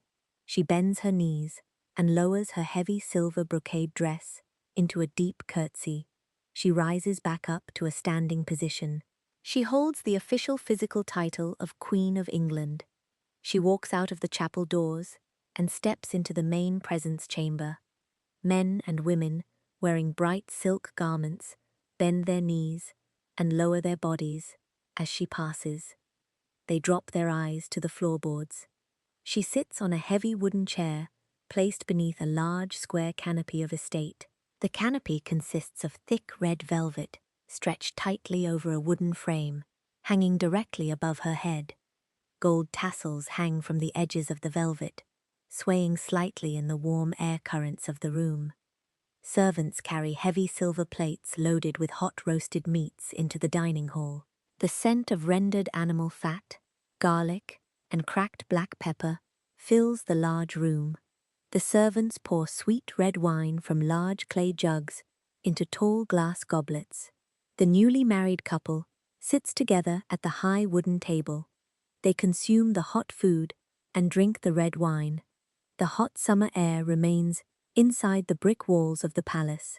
The king issues specific verbal commands to his household staff.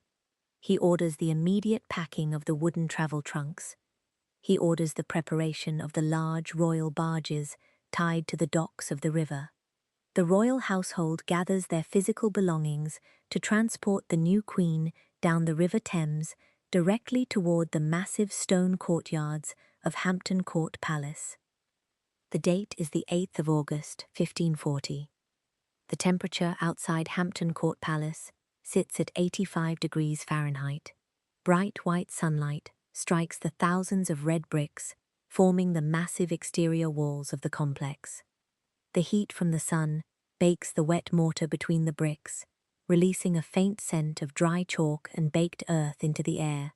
Flat, grey stone courtyards absorb the intense heat, radiating warm air currents upward. A thick, slow-moving stretch of the River Thames flows past the edge of the palace gardens. The dark green water carries the distinct smell of wet mud, decaying river reeds, and raw fish. Long wooden barges float on the surface of the river. Thick ropes constructed from braided hemp hold the wooden boats tightly to the heavy iron rings driven into the stone docks. Inside the palace, the temperature remains hot. Hundreds of men and women stand tightly packed together inside the great hall. The air smells intensely of human sweat, crushed lavender, burning beeswax candles, and roasted pork. The high vaulted ceiling features massive, interlocking wooden beams carved from dark oak. Sunlight pushes through tall windows filled with small panes of stained glass. The colored glass casts sharp, angled beams of red, blue, and yellow light directly onto the polished floorboards. A thick layer of dry woven rushes covers the wood. The heavy leather shoes of the crowd crush the dry plant stems, releasing the smell of dried grass into the crowded space. Catherine sits at the exact center of the long room on a raised wooden platform. A wide canopy of estate hangs directly over her head. The canopy consists of heavy crimson velvet, stretched tightly across a square wooden frame. Thick gold tassels hang from the edges of the velvet. She sits on a high-backed oak chair. She wears a dress constructed from heavy silk. Thick gold threads form dense, repeating geometric patterns across the fabric. A wide collar of solid gold rests heavily against her collarbones. Large, square-cut rubies and round white pearls sit embedded in the metal. The immense physical weight of the dress and the jewelry presses her body down into the padded seat of the chair. King Henry sits on an identical oak chair, positioned just a few inches to her left. His massive physical frame takes up a large portion of the raised platform. He breathes loudly, pulling thick volumes of hot air into his wide chest. He shifts his heavy body weight. He leans his broad shoulders toward Catherine. He extends his thick right arm. He places his wide palm directly over her small hand, resting on the wooden armrest. He slides his fingers across her skin. He lifts his hand and touches the side of her face. He traces the sharp angle of her jawline with his index finger.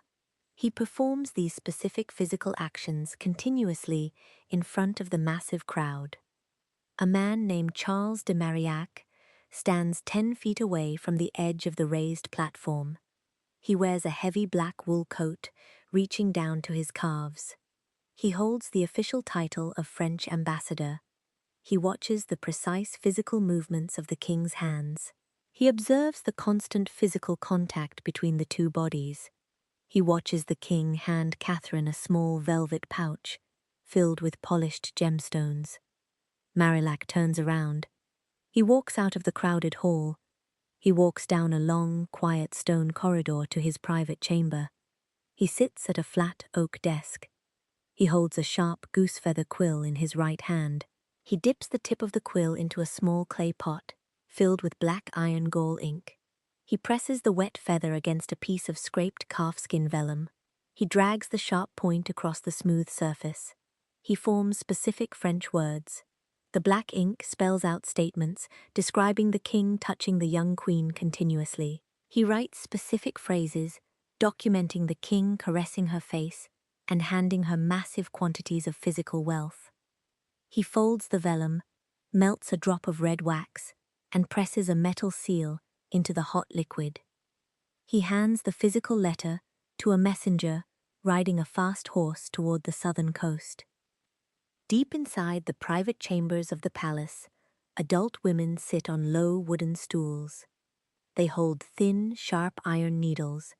They thread thin pieces of dark blue silk through the small eyes of the needles. They lay flat pieces of white linen across their laps. They push the sharp iron points entirely through the white linen. They pull the dark blue silk tight. They repeat this highly precise physical action hundreds of times. The dark blue threads form a series of French words onto the white fabric. The words spell out the specific phrase, non autre volonté que la sienne. The translation of these words establishes her sole will belongs entirely to the king.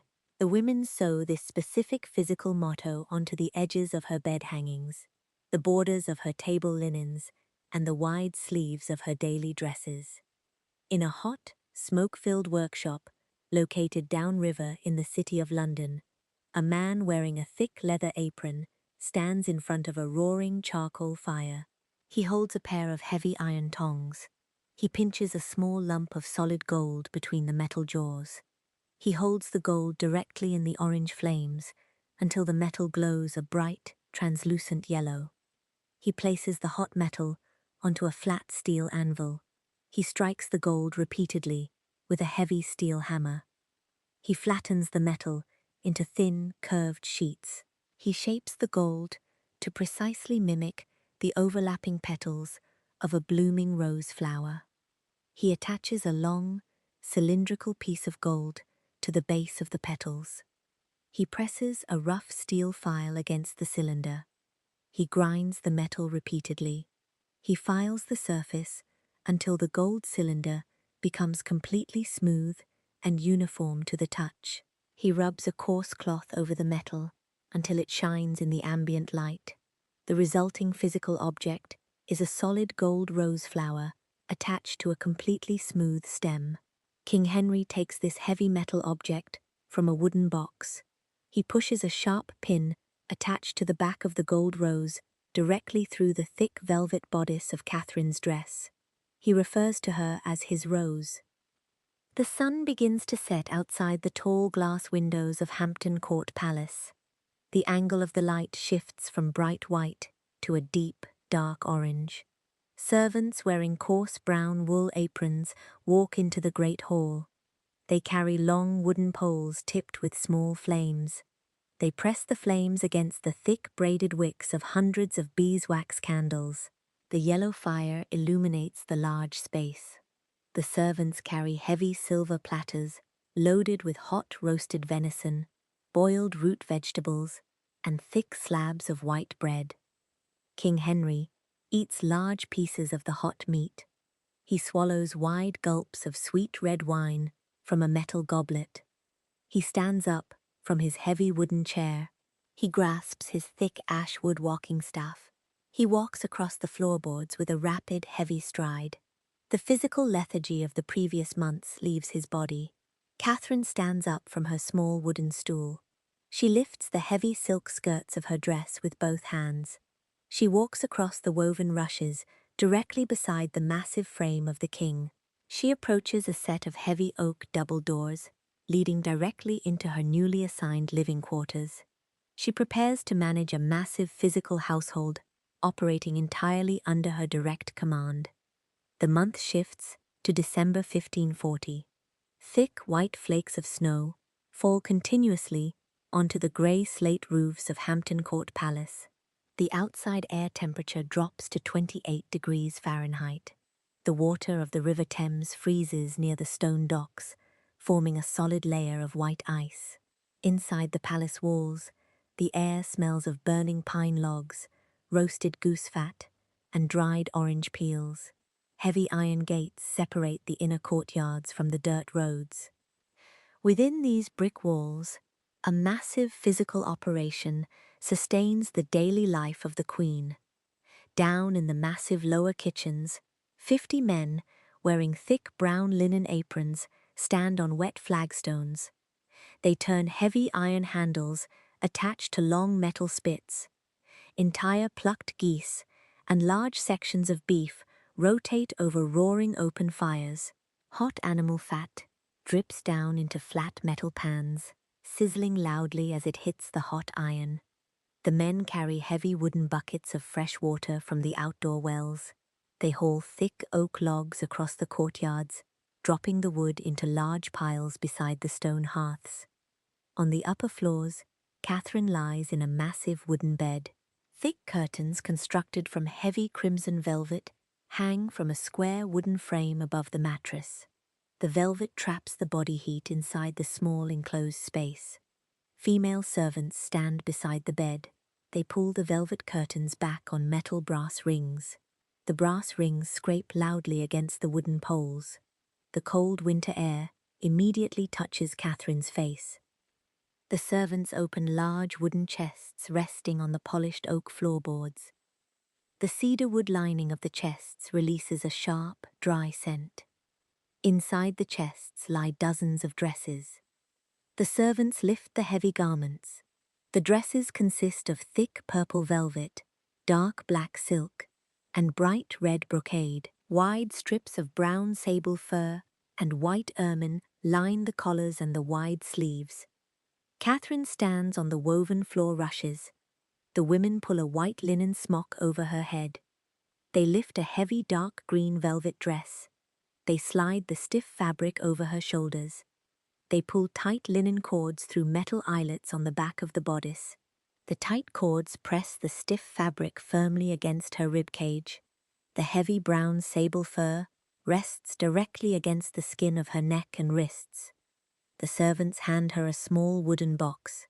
Catherine lifts the hinged lid. She picks up solid gold rings set with flat-cut diamonds and round green emeralds. She slides the thick metal bands onto her fingers. She places a French hood over her hair. The stiff wire frame holds black velvet tight against the sides of her face. A row of large white pearls presses against her forehead. The combined physical weight of the velvet dress, the heavy fur, the metal wire, and the gold jewelry requires her to push her leg muscles firmly against the floorboards to maintain her balance. Catherine walks out of her bedchamber. She steps into the long, wide presence gallery. Her stiff leather shoes click sharply against the wooden floorboards. She sits on a high-backed wooden chair, covered in green velvet. She spends the daylight hours inside this specific room. She listens to men plucking the tight gut strings of wooden lutes. She watches young girls perform specific, synchronized steps across the floor tiles. The heavy oak doors of the gallery remain closed. Far away from this gallery, deep in the lower levels of the palace, older men sit at flat oak tables. They dip sharp goose feather quills into clay pots of black iron gall ink. They drag the sharp tips across thick sheets of scraped calfskin vellum. They write dense paragraphs detailing the allocation of physical land, the collection of silver tax coins, and the exact movement of men holding steel swords along the northern borders. The physical distance between the men writing the black ink letters and the young woman listening to the lute strings spans several long stone corridors and multiple locked doors. During the cold afternoons, King Henry's children walk into the long gallery. A young boy named Edward steps onto the woven floor rushes. He is 3 years old. He wears a miniature coat made of bright red silk. A girl named Elizabeth walks beside him. She is 7 years old. She has bright red hair pinned under a small white linen cap. An older girl named Mary enters behind them. She is 24 years old. Catherine sits on the padded chair. She reaches her hands forward. She hands small pieces of crystallized sugar and dried plums to the children. The children place the sweet food into their mouths. They sit on low wooden stools near the roaring fireplace. They listen to the sharp metallic notes of the virginals filling the warm room. As the days progress toward the winter holidays, a large wooden carriage rolls into the central courtyard. The heavy iron wheels crush the packed snow. A woman steps down from the carriage. She is Anne of Cleves. She wears a thick black wool cloak over her shoulders. She walks up the stone staircases and enters the main dining hall. The air in the hall holds the dense heat of hundreds of bodies and tall burning beeswax candles. Catherine sits at the high wooden table beside King Henry. Anne walks to the table. Catherine points to a heavy wooden chair positioned directly next to her own seat. Anne sits down on the chair. The heavy silk fabrics of their dresses touch. Servants place flat silver plates in front of them. The plates hold thick slices of roasted pork covered in heavy yellow mustard seeds. Catherine and Anne use small steel knives to cut the meat. They place the hot food into their mouths. They drink sweet red wine from tall glass goblets. Catherine places a heavy gold ring onto the flat wood of the table. She slides the metal ring across the wood. Anne picks up the ring. She slides the gold band onto her finger. The two women sit side by side, consuming the hot food and drinking the red wine as the winter storm blows against the thick glass windows. The snow melts. The wet soil of the palace gardens turns into thick brown mud. The air warms. Small green shoots push through the dirt. The physical season shifts to the spring of 1541. King Henry issues verbal commands to increase the size of Catherine's royal household. He requires the hiring of new men and women to carry the heavy water buckets, turn the roasting spits, and deliver the folded parchment letters. Men and women carrying small canvas sacks walk through the heavy oak doors of the palace. They step onto the polished floorboards. Several of these individuals carry specific facial features and vocal patterns immediately recognizable to Catherine. They previously slept on the straw mattresses and ate the flat brown bread inside the brick walls of Chesworth House. They walk up the stone staircases. They enter the long galleries. They stand just a few feet away from the heavy green velvet chair. The year advances to the spring of 1541. Bright yellow sunlight pushes through the tall leaded glass windows of the palace. The sunlight heats the dust particles floating in the air. The temperature inside the stone corridors reaches 60 degrees Fahrenheit. The air smells of wet earth blowing in from the open courtyards, and the sharp scent of crushed rosemary scattered across the wooden floorboards. Heavy leather shoes tap constantly against the oak floors as men and women move through the long galleries. A man steps through the heavy double oak doors of the Queen's presence chamber. He wears a green wool doublet and tall leather riding boots. His heavy boots strike the wooden floorboards with loud, distinct thuds. This man is Francis Dereham. He approaches a small, flat wooden table positioned 10 feet away from the heavy green velvet chair where Catherine sits. He places a thick leather satchel onto the tabletop. He pulls out a stack of blank calfskin parchment and a small clay pot of black iron gall ink. He holds the official title of Personal Secretary to the Queen. He sits on a low wooden stool. He dips the sharp point of a goose feather quill into the black ink. He presses the quill against the vellum. He writes lists of physical goods and quantities of silver coins allocated for the Queen's household. He lifts his head. He points his eyes directly at Catherine. He occupies a physical space surrounded completely by thick stone walls and heavily armed guards. He shares the exact physical proximity to the Queen as he did when they stood together in the damp wooden rooms of Chesworth House. Another man frequently walks across the woven floor rushes of the presence chamber. His name is Thomas Culpepper. He wears a tight doublet constructed from bright red Italian silk. Silver threads form intricate vines across the red fabric. He holds the official position of Gentleman of the King's Privy Chamber. He stands directly beside King Henry's heavy wooden chair during the evening meals. He reaches his bare hands forward. He hands the king heavy silver plates loaded with hot roasted meat. He pours sweet red wine from metal pitchers directly into the king's glass goblet. Culpepper walks away from the king's table. He moves across the floorboards toward Catherine. He stands inches away from her heavy silk skirts. He lowers his head. He speaks specific syllables in a low, quiet voice. The sound waves travel the short distance directly into her ear. Catherine turns her face toward him. She looks at the smooth skin of his face and the expensive fabric of his coat. She parts her lips and speaks low, quiet syllables back to him. An older woman stands near the plastered walls of the room. Her name is Jane Boleyn, carrying the title of Lady Rochford. She wears a dark grey wool dress and a stiff white linen hood. She watches the physical distance between Culpepper and Catherine shrink. She watches their mouths move. Lady Rochford walks toward them. She steps directly between the two bodies. She speaks in hushed tones. She nods her head. The sun sets behind the stone towers of the palace. The sky turns a deep, dark blue. The temperature inside the long corridors drops rapidly. Servants light short tallow candles in iron wall sconces.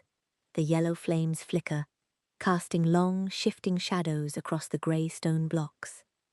Lady Rochford walks down a narrow, empty hallway. She holds a heavy iron ring in her right hand.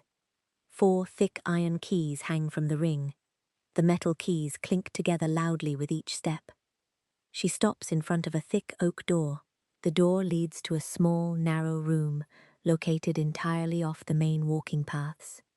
She inserts a large iron key into the metal lock. She turns her wrist. The internal iron mechanism grinds and clicks heavily. She pushes the heavy wood open.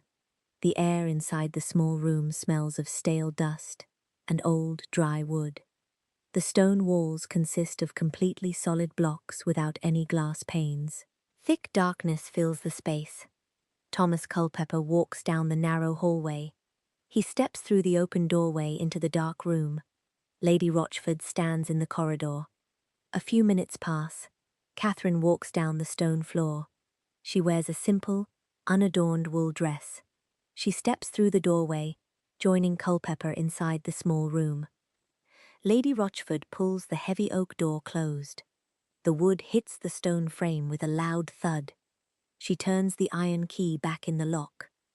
The thick metal bolt slides into the stone wall. She pulls the key out of the lock. She turns her body. She presses her back directly against the solid oak door. She crosses her arms over her dark grey wool dress. She stands perfectly still in the dim, flickering light of the hallway candles. She points her eyes down the empty corridor, watching for the approaching shapes of the king's armed guards. Inside the locked room, the thick oak door blocks the hallway light. The physical bodies of Catherine and Culpepper stand together in the black space. The heat from their skin warms the small, trapped volume of air. The sound of their breathing echoes off the bare stone walls. They speak in soft, low whispers. The physical exchange of words and touches continues for hours in the enclosed space. Eventually, Lady Rochford turns the heavy iron key. She pulls the door open. The two bodies separate. They walk out of the room and travel down separate stone corridors toward their respective straw and feather mattresses. The daily routine inside the stone walls changes rapidly in the early summer months. King Henry strikes his thick ash wood staff against the floorboards of the council chamber. He shouts loud, sharp commands at the men sitting around the wooden tables. He orders the complete physical relocation of the entire royal household. He directs the court to travel hundreds of miles directly north. Servants in the lower levels drag heavy iron-bound wooden trunks across the flagstones. They pack the thick velvet dresses, the heavy gold jewelry, and the silver plates into the trunks. Groomers in the outdoor stables push rough brushes through the manes of thousands of large horses. They pull thick leather harnesses tightly across the wide chests of the animals. The entire population of the palace prepares to march on the dirt roads toward the distant stone fortresses of the northern territories. The month is July 1541. A thick cloud of brown dust rises 50 feet into the hot summer air. The temperature reaches 88 degrees Fahrenheit. 5,000 large horses walk in a massive, continuous column along a narrow dirt road heading north. Heavy iron horseshoes strike the packed dirt and the loose grey rocks, creating a deafening, continuous roar. The hot air smells intensely of horse sweat, fresh manure, and drying mud. Large wooden wagons with heavy, iron-banded wheels roll behind the horses.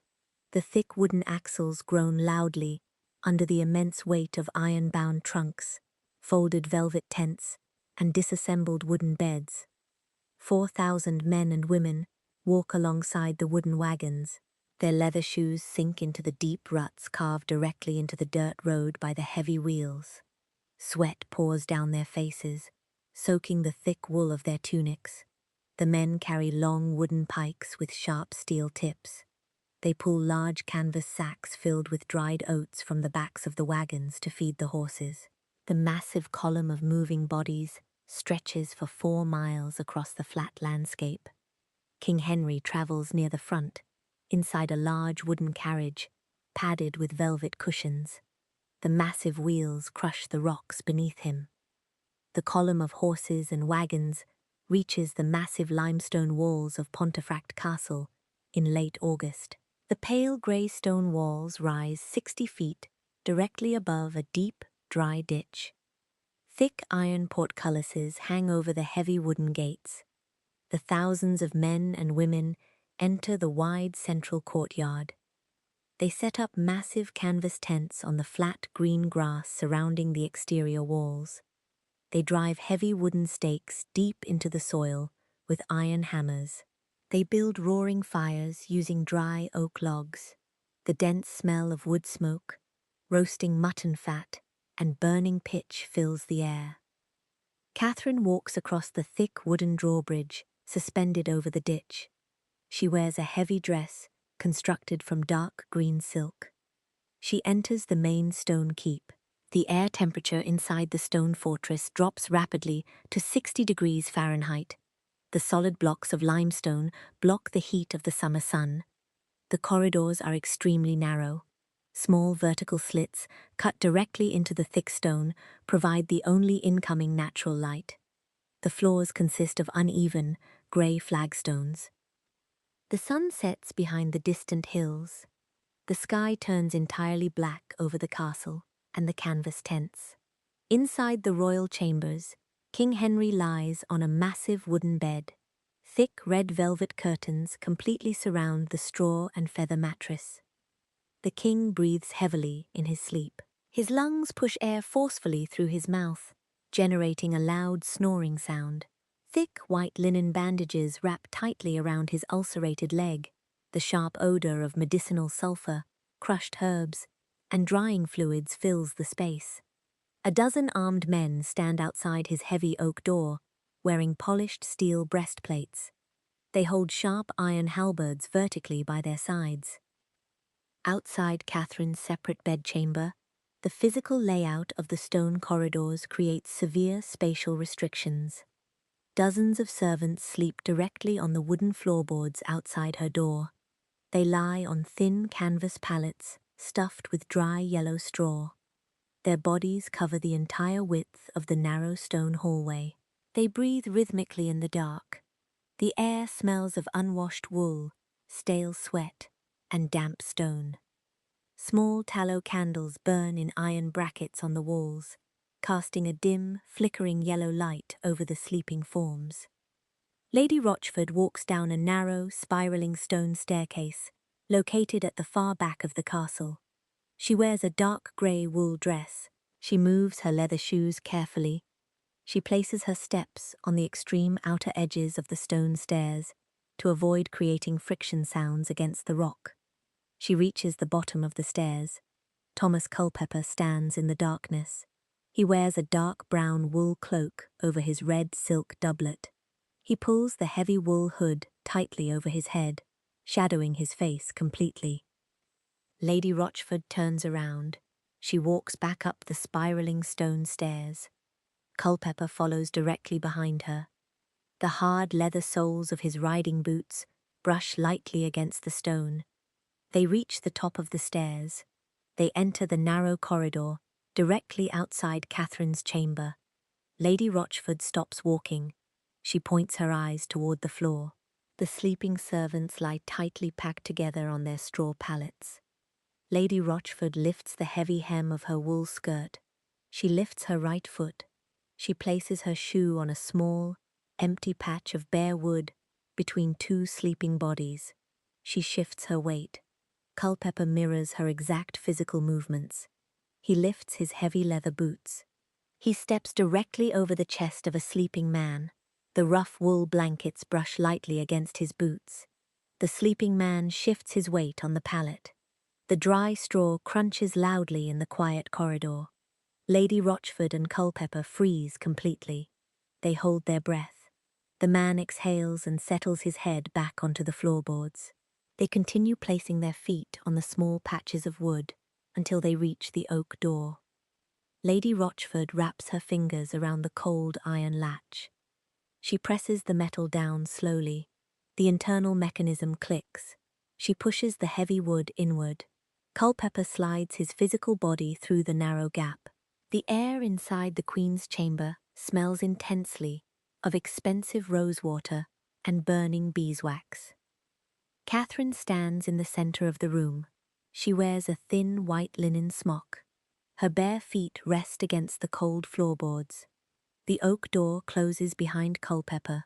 The iron latch drops heavily back into place. Lady Rochford stands inside the room with them. She presses her back flat against the oak door, placing her body directly between the sleeping servants outside and the two individuals inside.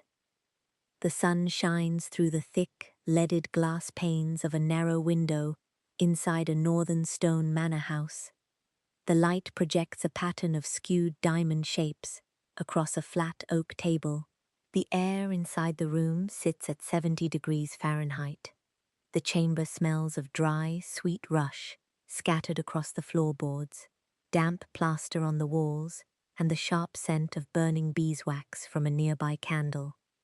Catherine sits on a heavy wooden chair pulled close to the table. She wears a simple linen smock under a dark blue wool dress. She holds a long white goose feather quill in her right hand. The smooth, hollow shaft of the feather rests against the skin of her index finger. A small clay pot, filled with black iron gall ink, sits on the flat wood. A rectangular sheet of coarse, fibrous paper rests directly in the center of the table. The paper has rough, uneven edges. Catherine dips the sharp, carved tip of the quill directly into the clay pot. The dark liquid coats the very end of the feather. She lifts the quill. A single drop of ink falls back into the pot with a soft, wet plash. She presses the wet tip of the quill onto the rough surface of the paper. She applies downward physical pressure. The small slit carved into the tip of the feather opens slightly. The black liquid flows down the slit and touches the paper. The ink immediately bleeds outward, soaking into the dry woven plant fibers. She drags her hand across the page. The sharp tip of the quill scratches loudly against the coarse paper. She moves her fingers, forming distinct shapes on the flat surface. Her hand pauses frequently. She holds her breath while forming the shapes. The letters appear on the page in varying sizes. The spacing between the words expands and contracts across the width of the paper. The lines of text slant downward toward the right corner of the page. She dips the quill into the clay pot multiple times, repeating the physical action of transferring the dark liquid onto the flat sheet. She spells words using the specific phonetic sounds generated by the vocal cords. The black ink forms instructions regarding the physical placement of bodies. She writes a direct request for Thomas Culpepper to walk to her room. She writes specific instructions requiring Lady Rochford to occupy the same physical space during his visit. She moves the quill to the bottom edge of the paper. She presses the feather down firmly.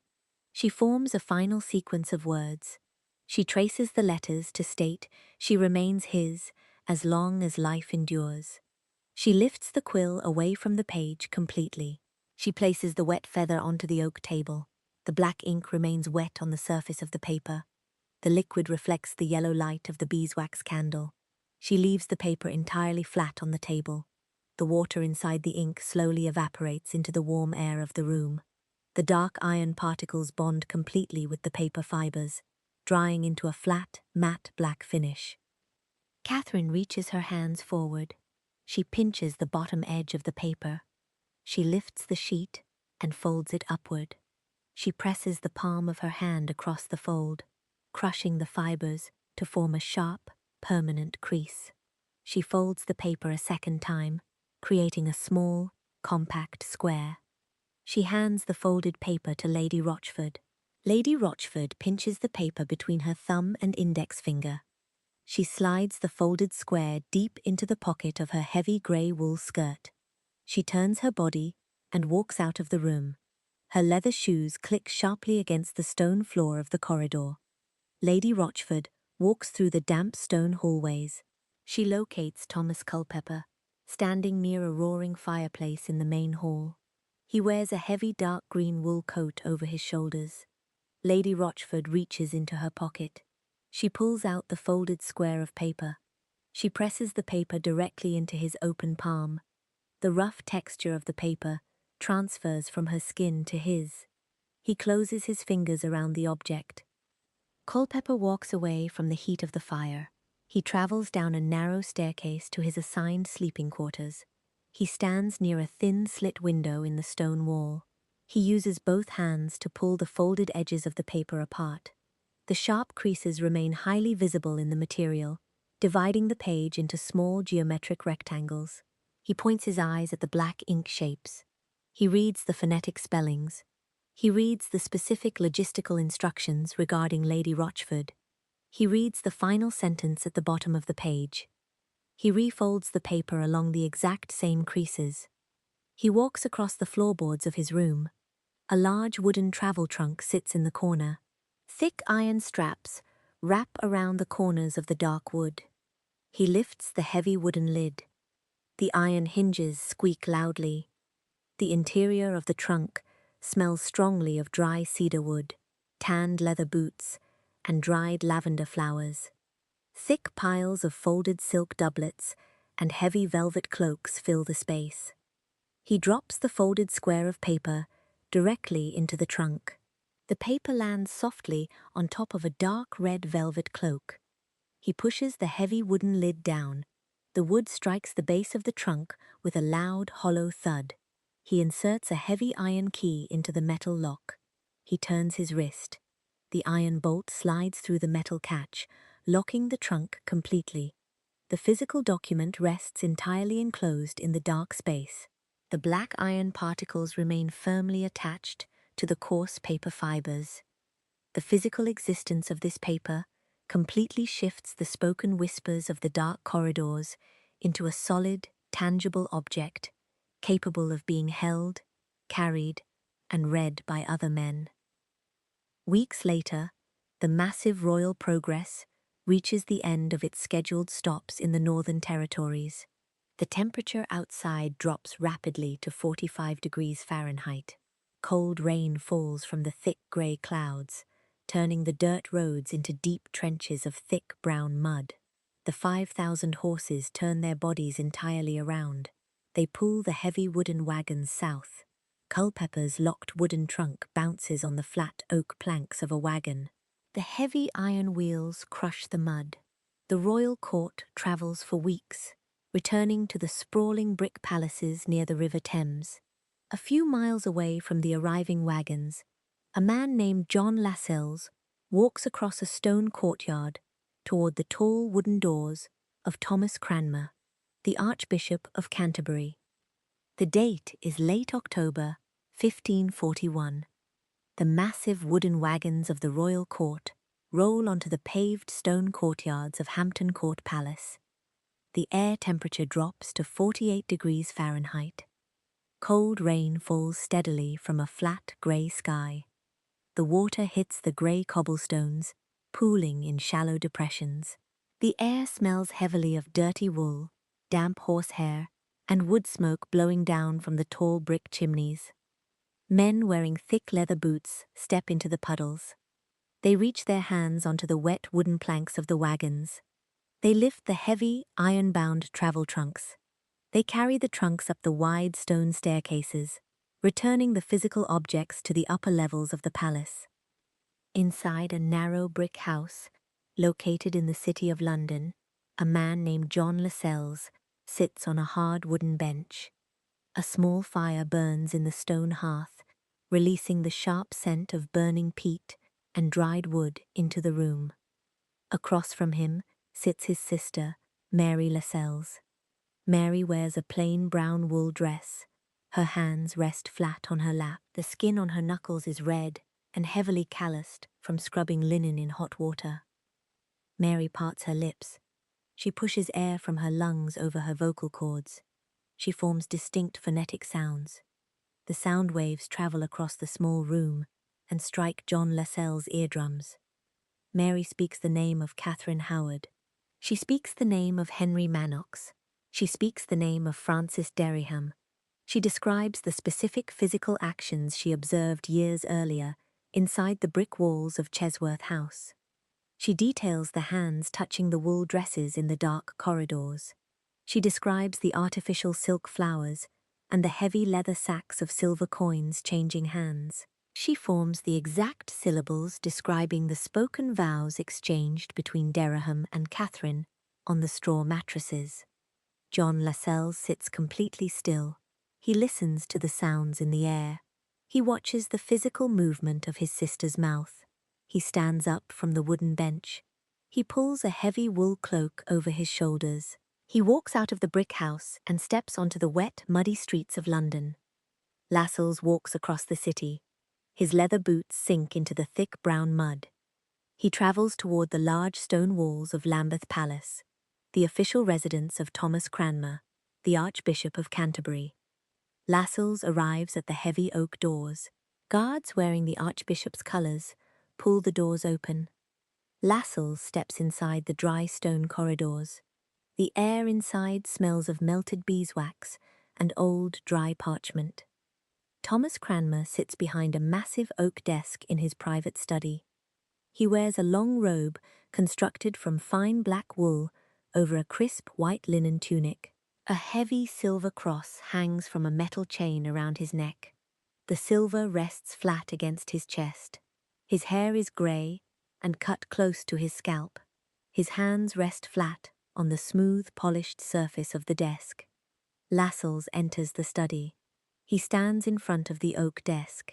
He repeats the exact phonetic sounds he heard in his sister's house. He speaks the names and details the physical actions. Cranmer listens. Cranmer's chest rises and falls at a slow, measured pace. The skin of his face remains completely still. His heart rate accelerates. A thin layer of sweat forms on the palms of his hands. Cranmer points his eyes at the flat surface of his desk. He reaches his right hand forward. He picks up a long, white goose feather quill. He places a flat, rectangular sheet of white paper directly in front of him. He dips the sharp point of the quill into a small glass vial of black iron gall ink.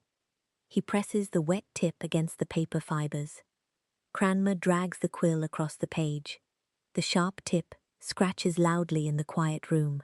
He forms the black ink into distinct letters. He spells out the name of the Queen. He spells out the names of Manox and Dereham. He writes down the physical actions Mary Lascelles witnessed in the maiden's chamber. He writes down the detail of the artificial silk flower. He writes down the detail of the £100 in silver coins. He writes down the spoken vows of marriage. The black liquid sits on the surface of the paper for several minutes. The water evaporates into the warm air of the study.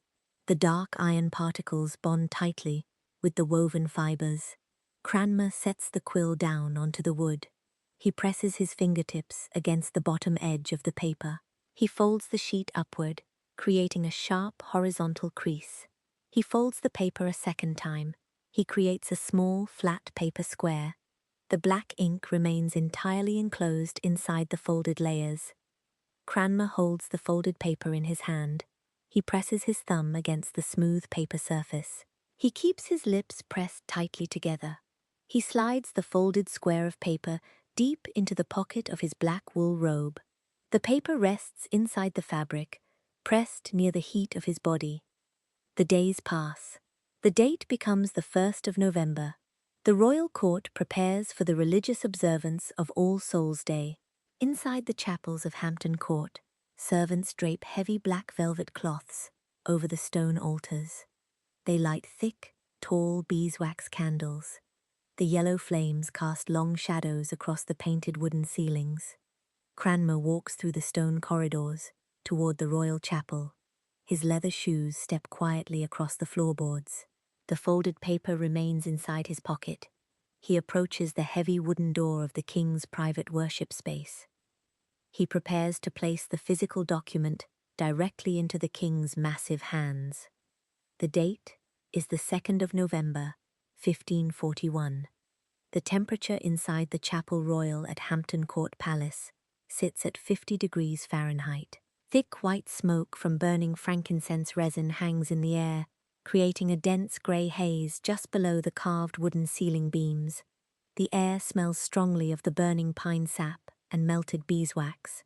Thomas Cranmer stands inside the king's private wooden pew. He wears his heavy black wool robe. He reaches his right hand into the deep pocket of the wool fabric. He pulls out the folded square of white paper. He places the paper onto the flat, polished oak surface of the reading stand. He turns his body and walks out of the chapel. His leather shoes press softly against the thick, woven rushes covering the stone floor. Heavy oak doors swing open at the back of the chapel. The metal hinges grind loudly. King Henry walks down the central aisle. He leans his massive body weight heavily onto his thick ash wood walking staff. He wears a heavy coat constructed from dark purple velvet. Thick white linen bandages wrap tightly around his left calf. He steps into the wooden pew. He lowers his heavy frame onto the padded velvet bench. He breathes loudly through his nose. He looks at the flat oak reading stand. He sees the folded square of paper. He reaches his thick fingers forward. He picks up the paper. He unfolds the sharp creases. He points his eyes at the black ink letters. He reads the phonetic spellings of the names Dereham, Manox, and Catherine. Henry grips the edges of the paper tightly. His thick fingers crush the paper fibers. He speaks in a loud, deep voice. The sounds echo off the stone walls of the chapel. He commands the guards standing at the door to fetch his closest counselors. Older men wearing dark silk doublets walk rapidly into the room. Henry hands the crushed paper to a man holding the title of Lord Privy Seal. Henry speaks specific words, stating the letters on the page form false claims. He instructs the men to ride their horses out of the palace. He commands them to locate John Lascelles and Francis Dereham. He orders them to extract the exact source of the spoken statements. The councillors ride large horses through the cold November rain. They arrive at heavily guarded stone buildings in London. They bring John Lascelles into a small room enclosed entirely by solid stone blocks. They stand directly over him. Lascelles repeats the exact syllables he spoke to Thomas Cranmer. The guards ride back to the palace gates. They locate Francis Dereham. They grab the thick wool of his green doublet. They pull his physical body down the stone corridors. They push him into a deep underground cell. The temperature in the cell sits at 40 degrees Fahrenheit. Water drips constantly from the arched stone ceiling, splashing onto the wet flagstones. Men wearing thick leather aprons stand in the center of the cell. They hold heavy iron chains and thick hemp ropes. They wrap the rough hemp ropes around Dereham's wrists. They pull the ropes tightly over a rotating wooden cylinder. Dereham's arms lift high into the air above his head. The joints in his shoulders pop loudly. Sweat pours down his face. The muscles in his neck strain against his skin. The men ask him specific questions regarding his physical proximity to Catherine Howard inside the brick walls of Chesworth House. Dereham opens his mouth. He pushes air from his lungs. He speaks the specific words confirming the physical contact.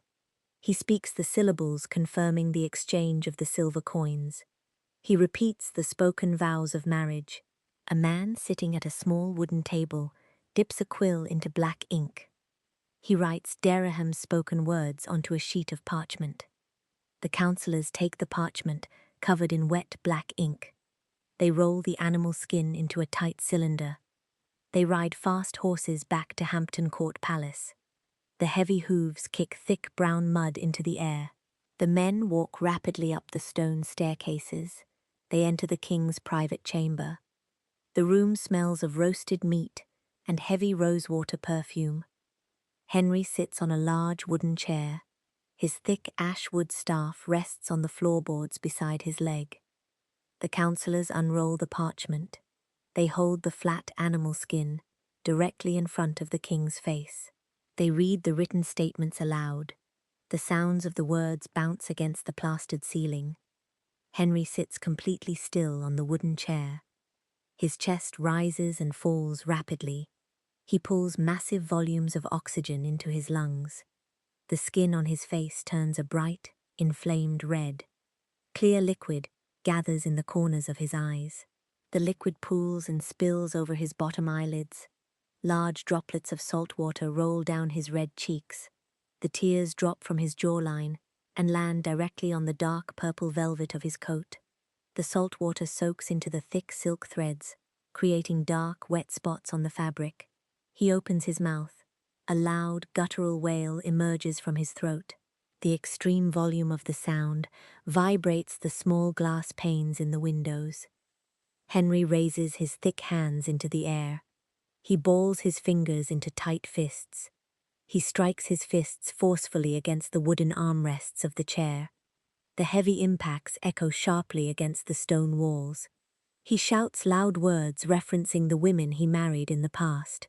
The tears flow continuously from his eyes, wetting the grey hairs on his chin. He lifts his thick ash-wood staff. He swings the heavy wood through the air. The staff strikes a silver goblet resting on a small table. The metal goblet flies across the room. It hits the stone wall with a loud, ringing crash. Red wine spills completely across the grey stones, pooling in the deep cracks between the blocks. The councillors step backward, pressing their shoulders against the plaster walls. They wait for the loud shouts and the falling tears to cease. The king lowers his massive head into his hands. His broad shoulders shake heavily. He lifts his face. He points a single, thick finger toward the heavy oak door. He issues a series of direct verbal commands to the armed guards waiting in the corridor. He orders the guards to walk to the Queen's private apartments. He orders them to secure the heavy wooden doors and block all physical movement in or out of her chambers. The guards grip their iron halberds tightly and turn their leather boots down the long stone hallway. The air temperature inside the stone corridors of Hampton Court Palace drops to 45 degrees Fahrenheit. The scent of burning tallow and damp wool fills the narrow hallways. 6 men, wearing the red and gold uniforms of the King's Guard, stand directly outside the heavy oak double doors of Catherine's private apartments. They hold long iron halberds vertically by their sides. The steel blades at the top of the wooden poles reflect the yellow light of the wall candles. Inside the apartments, women wearing bright yellow and deep blue silk dresses walk across the floorboards. They carry small wooden boxes filled with gold rings and silver pins. They walk out of the room, passing between the armed guards. A different group of women enters the chamber. They wear plain, dark grey wool dresses. Their stiff white linen hoods completely cover their hair. They stand against the cold plaster walls. They fold their bare hands over their stomachs. They point their eyes directly at Catherine. They maintain silence. Catherine stands near the centre of the room. She turns her body and runs toward the heavy oak doors. She presses her flat palms against the wood. She turns the iron handle and pulls the door inward. She steps past the thick wooden frame directly into the long, wide presence gallery. Her leather shoes strike the polished oak floorboards in rapid succession. She moves her legs, pushing her body forward down the immense length of the hall. The thick velvet skirts of her dress rustle loudly against the dry woven rushes covering the wood. She pulls massive volumes of oxygen into her lungs. She forces the air upward over her vocal cords. She produces loud, high-pitched, continuous vocalizations. The sound waves travel through the cold air, bouncing off the leaded glass windows and echoing against the carved wooden ceiling beams. She runs directly toward the closed wooden doors of the royal chapel. 2 large guards step from the shadows into the center of the gallery. They block her physical path. They raise their thick arms. Their large, calloused hands grasp the heavy velvet fabric of her sleeves. They apply intense physical force. They drag her body backward across the wooden floorboards. The hard leather soles of her shoes scrape deeply against the wood. She continues to push air forcefully through her vocal cords, generating the loud, ringing sounds. The guards pull her backward through the doorway of her apartments. They pull the heavy oak doors shut. The iron bolt slides into the metal catch with a loud, heavy click. Miles away from the palace, inside the stone walls of a different estate, men wearing dark wool tunics kneel on the floorboards of Thomas Culpepper's sleeping chamber. They lift the heavy iron lid of his wooden travel trunk. They reach their hands inside. They shift the heavy red velvet cloaks and the folded silk doublets. Their fingers touch the folded square of coarse paper resting at the bottom of the trunk. They lift the paper into the light. They unfold the sharp creases. They look at the black iron gall ink bonded to the plant fibers. They read the phonetic spellings, forming Catherine's specific logistical instructions. They read the final sentence at the bottom of the page. The men place the paper inside a dark leather pouch and pull the drawstrings tight. The calendar advances to the 23rd of November. Several older men walk through the oak doors into Catherine's locked room. They unroll a large sheet of calfskin vellum. They read Latin and English syllables aloud in the quiet room. The spoken words dictate the immediate physical removal of the title of Queen of England. Servants step onto small wooden stools behind the heavy chair in the center of the room. They reach their hands up to the square wooden frame suspended above the seat. They detach the thick crimson velvet canopy of estate. The heavy velvet falls flat onto the floorboards. The servants open the cedar chests, resting against the walls. They remove the heavy solid gold collars, set with square-cut rubies and large white pearls. They place the heavy metal jewelry into wooden boxes. They carry the boxes out of the room. The guards escort Catherine out of the palace courtyard. The outside air holds the freezing temperature of late autumn. She steps onto the flat wooden deck of a large barge, floating on the grey water of the River Thames. Men pull thick wooden oars through the freezing water. The barge travels up the river. The boat stops at the stone docks of Sion House. The building consists of tall red brick walls and narrow glass windows. The guards lead her inside a small, enclosed room. They pull the heavy wooden door shut and lock the iron latch from the outside. The month shifts to December. A massive crowd of men and women stand in the thick brown mud at Tyburn. The air smells of wet earth, horse manure, and unwashed bodies. Francis Dereham and Thomas Culpepper stand on the rough wooden planks of two flat carts. Thick hemp ropes hang from a massive horizontal oak beam suspended above them. Executioners wrap the rough ropes around the necks of the two men. The wooden carts roll forward. The bodies drop downward. Later in the afternoon, executioners swing heavy steel axes against the flesh and bone of their necks.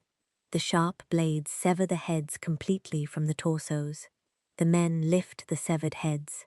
They transport the physical remains across the city to London Bridge.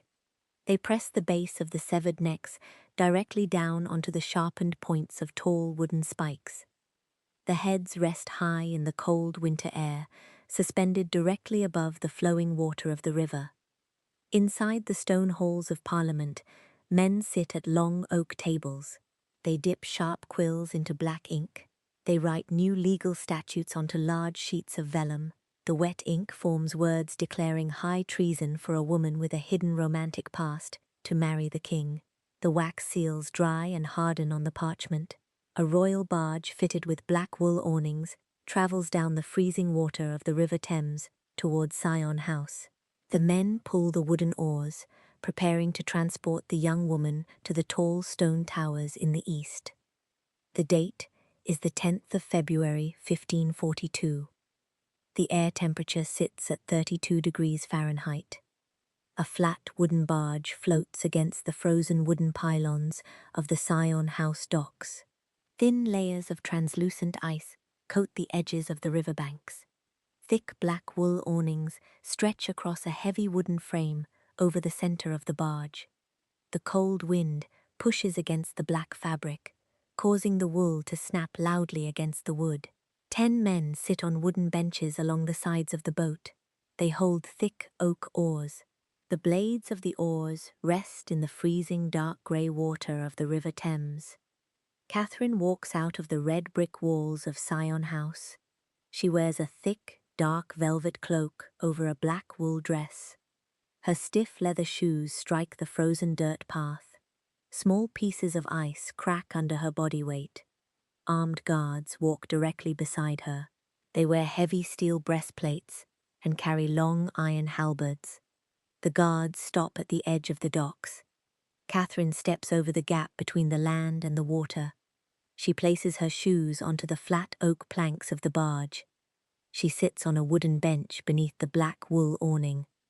The 10 men pull the wooden handles of the oars toward their chests. The thick oak blades push against the heavy water. The barge moves forward, traveling east down the winding path of the river.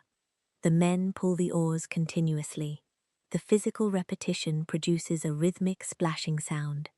The air smells of freezing water, wet wood, and burning coal smoke drifting down from the chimneys of London. The barge approaches the massive stone arches of London Bridge. The stone pillars block the flow of the river, causing the water to rush rapidly through the narrow gaps. The rowers pull the oars with extreme physical force to navigate the rushing currents. The wooden barge slides directly underneath the stone arches. At the top of the bridge, 20 feet above the heads of the rowers, tall wooden spikes point into the grey sky. At the very top of these spikes rest the severed heads of Francis Dereham and Thomas Culpeper. The cold winter air slows the decay of the flesh. The wind blows through the frozen hair attached to the skulls. The barge continues forward, leaving the bridge and the spikes behind. The men steer the wooden boat toward the tall, grey limestone walls of the Tower of London. A massive iron grate hangs directly over a wide water entrance in the stone wall. Men inside the fortress turn heavy wooden wheels attached to thick chains. The metal chains pull the heavy iron grate upward. The bottom of the metal gate clears the surface of the water. The rowers pull the oars.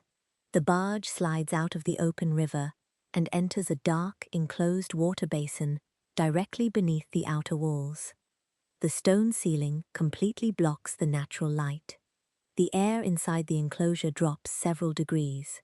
The space smells intensely of stagnant water, green mold, and damp stone.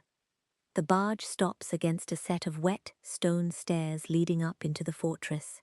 This exact set of stairs holds the name Traitor's Gate. Catherine stands up from the wooden bench. She walks across the oak planks. She steps onto the wet stone steps. The water from the river soaks into the thick leather of her shoes. The armed guards walk behind her. They lead her up the stairs and into the open central courtyard of the Tower of London.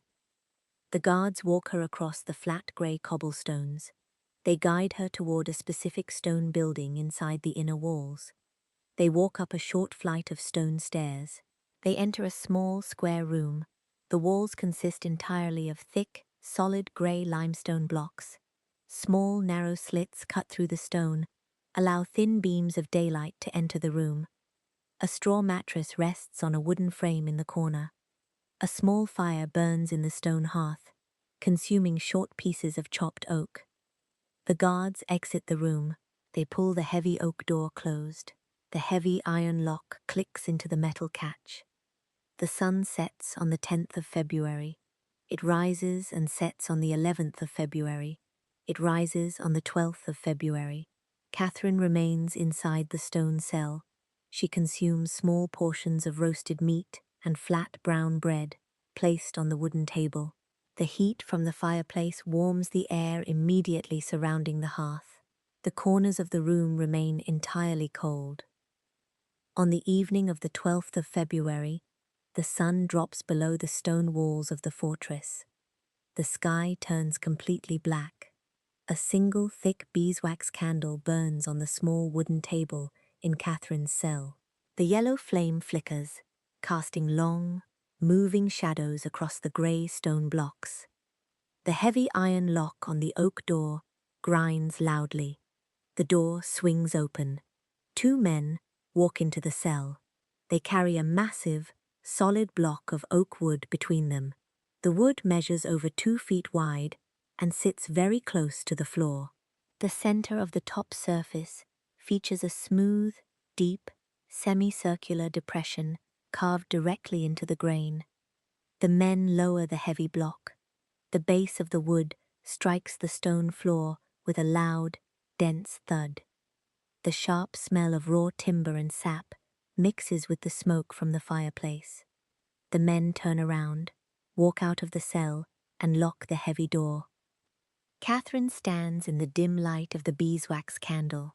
She wears a plain, dark wool dress. She looks at the square wooden block resting on the floor. She walks toward the center of the room. She stands directly in front of the oak block. She bends her knees. She lowers her body weight. She places her knees directly onto the cold, hard flagstones. The rough stone presses firmly into her skin through the wool fabric of her skirt. She leans her upper torso forward. She moves her head downward. She places the bare skin of the front of her neck directly into the smooth, curved depression carved into the top of the block. The hard wood presses against her throat. She holds her body in this precise physical position for several seconds. She lifts her head. She straightens her spine. She adjusts the position of her knees on the stone floor. She bends her torso forward again. She places her neck back into the wooden groove.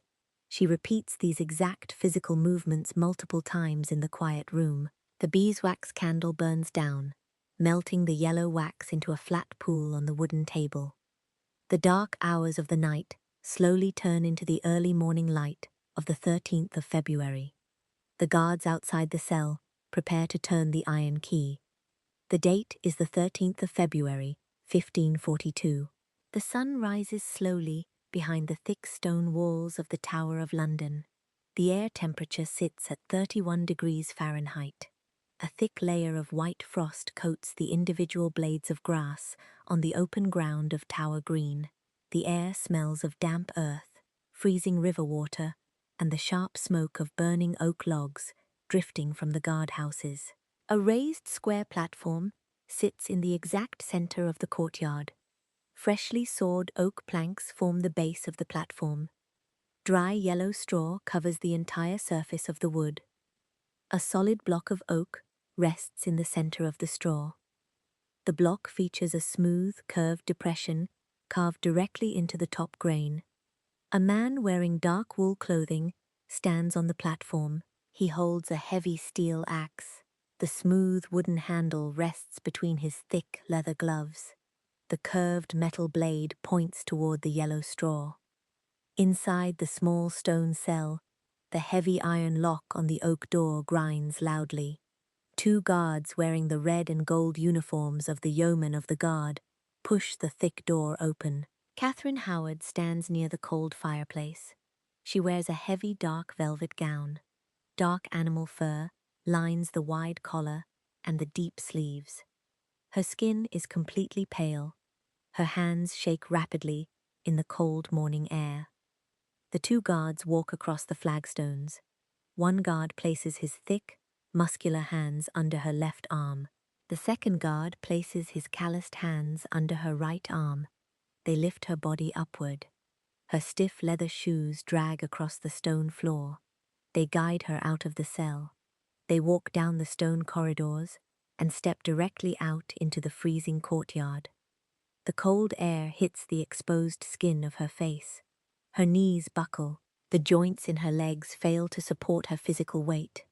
The two large men hold her arms tightly, keeping her upright.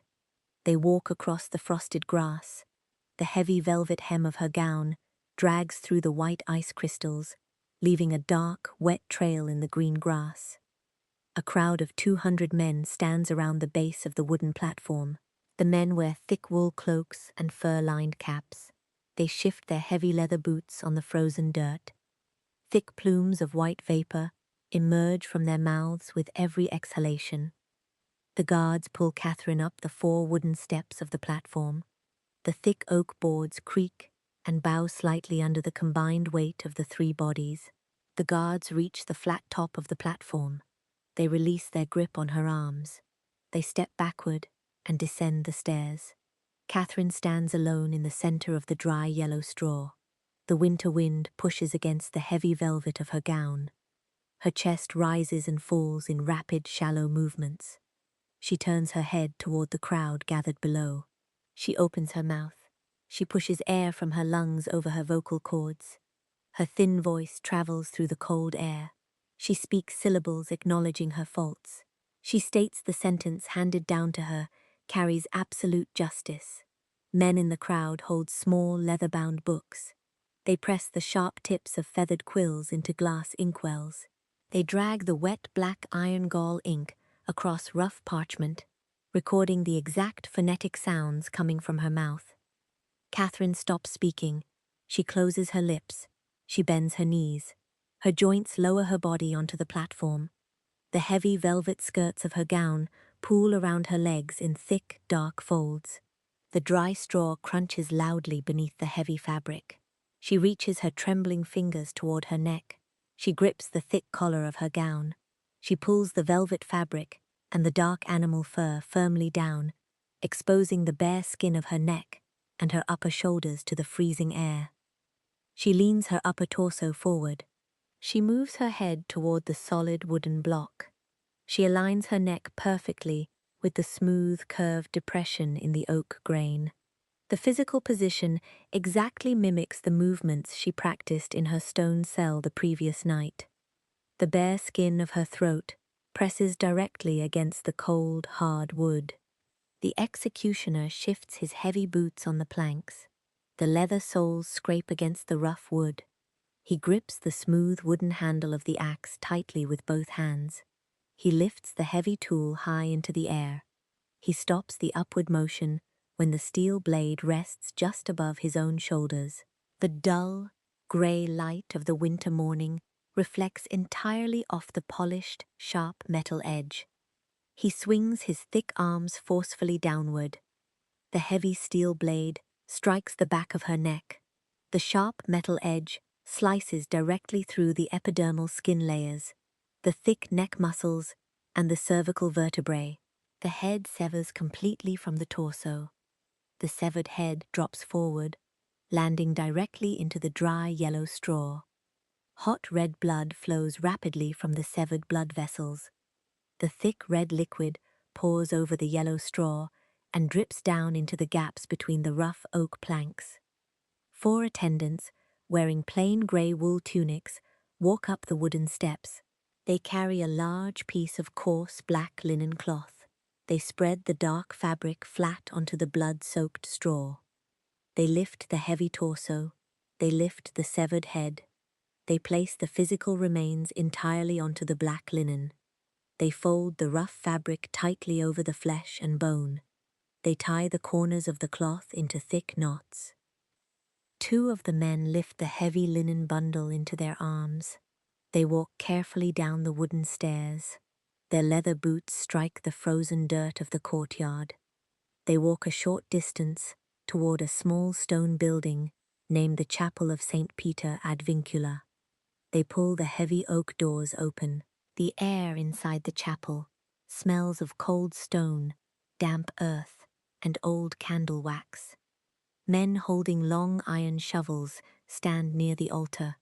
They drive the flat steel blades of the shovels directly into the packed dirt beneath the stone floorboards. They scoop the loose brown dirt into piles. They create a shallow trench in the ground. The attendants walk forward. They drop the heavy black linen bundle directly into the trench. The fabric hits the bottom of the hole with a dull thud. The men with the shovels push the loose brown soil back into the hole. The dirt falls over the black linen, completely covering the fabric. The men tamp the dirt down flat with the heavy wooden handles of their tools. They lift heavy grey limestone flagstones. They drop the flat stones directly over the packed dirt. The heavy stone blocks seal the surface entirely. The men pick up their tools. They walk out of the chapel. The heavy oak doors close. the physical elements of Catherine Howard remain buried beneath the thick grey stones in the freezing earth.